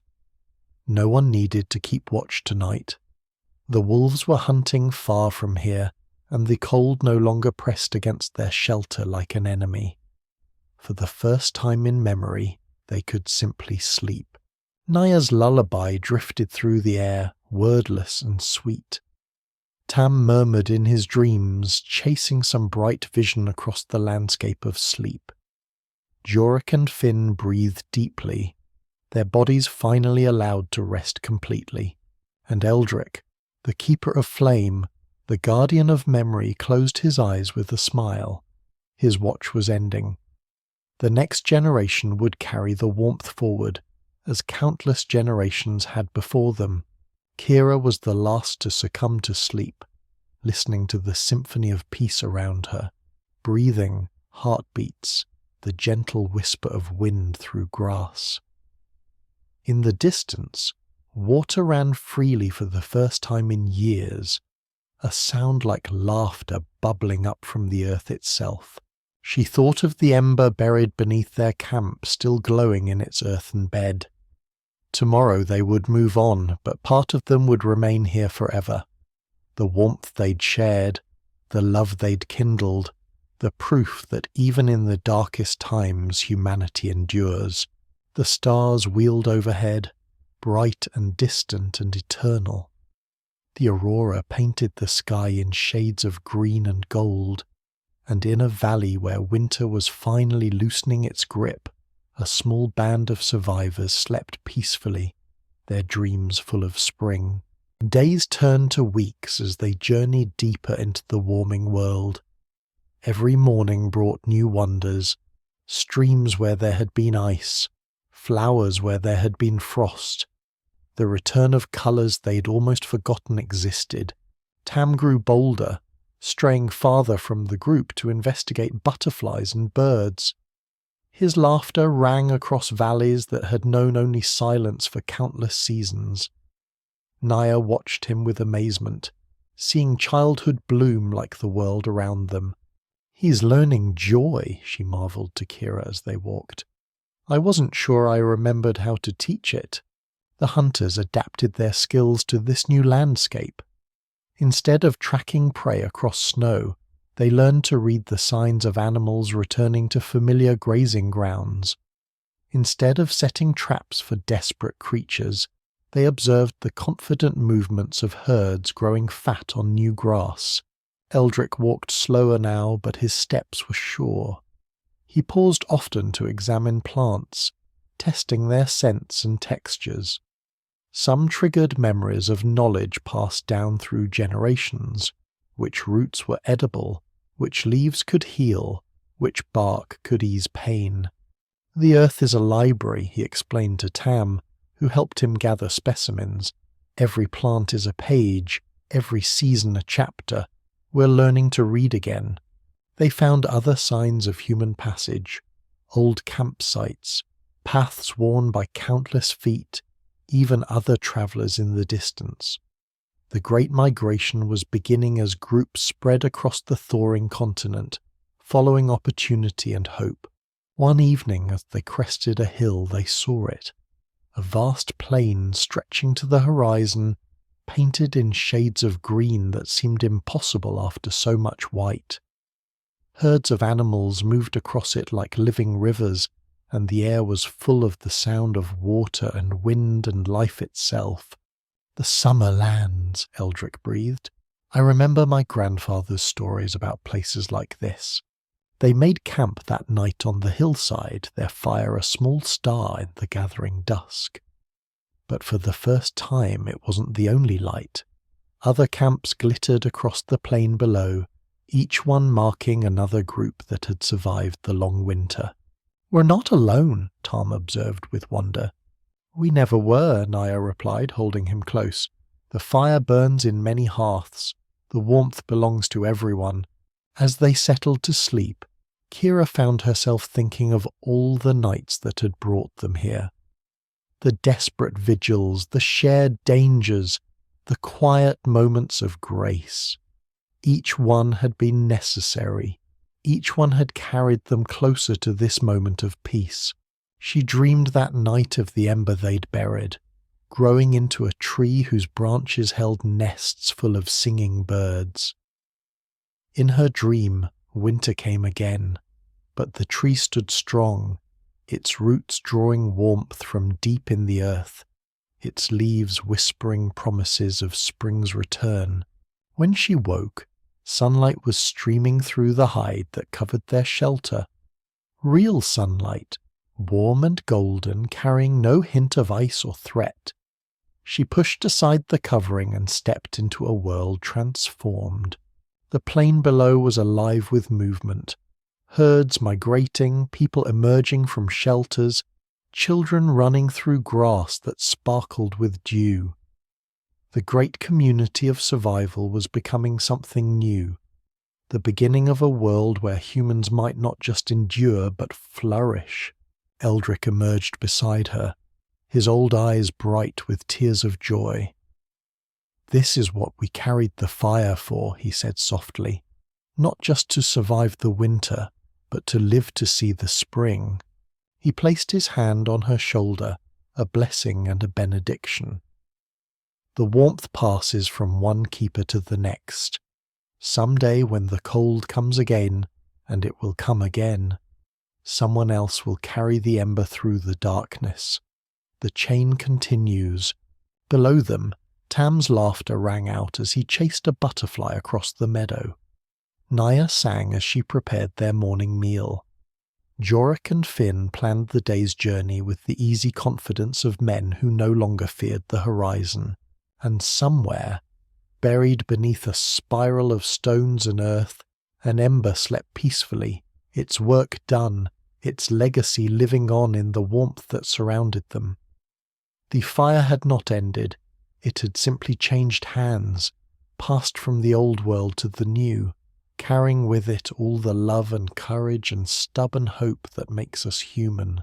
As they prepared to descend into the plain and join the great community of survivors, Kira touched her chest where she'd carried the ember so many times. The warmth was still there. Not the heat of flame, but something deeper.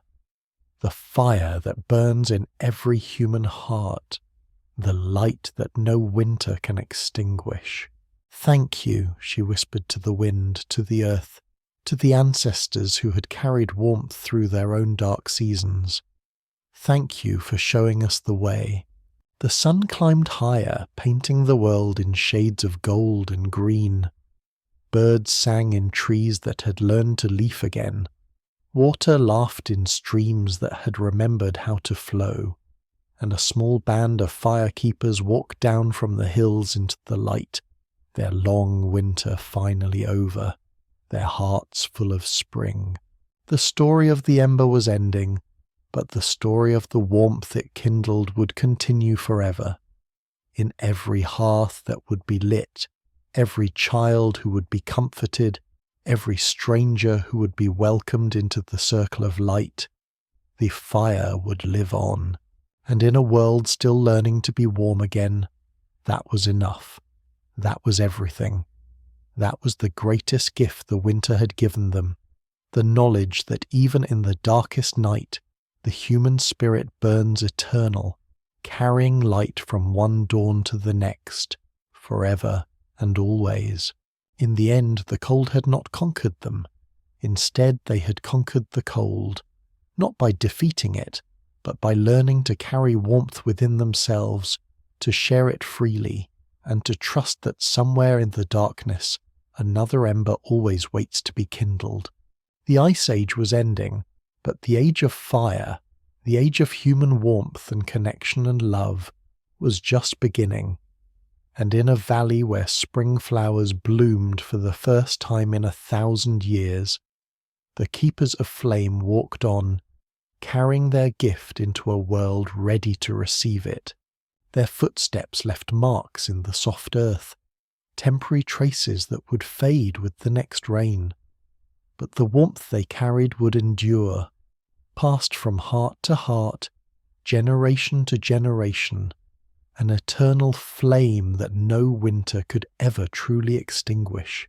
The ember slept beneath the earth, but its children danced in every hearth, glowed in every sunset, lived in every moment when humans chose love over fear, hope over despair, warmth over cold, and somewhere in the distance, barely visible against the morning sky, smoke rose from a dozen camps, proof that the fire had spread, that the warmth was finding new homes, new keepers, new reasons to burn bright against whatever darkness might come. The greatest story ever told was still being written, one spark at a time, one heart at a time, one act of kindness at a time, And in that endless story of human persistence and love, every ending was really just another beginning. Every winter just another reason to appreciate spring. Every night just another chance to kindle the light that would guide the way to dawn. So as you close your eyes tonight, in your own warm bed, in your own safe home, remember the ember keepers who walked before you. Feel the warmth they carried across frozen wastes and through endless nights. Know that their fire still burns in you, waiting to be shared, waiting to light the way for others who might be lost in their own winter.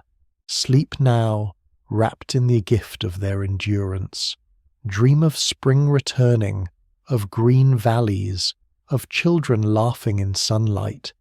And when you wake, carry their warmth forward into whatever challenges await. For you too are a keeper of the flame, a guardian of the light that makes us human.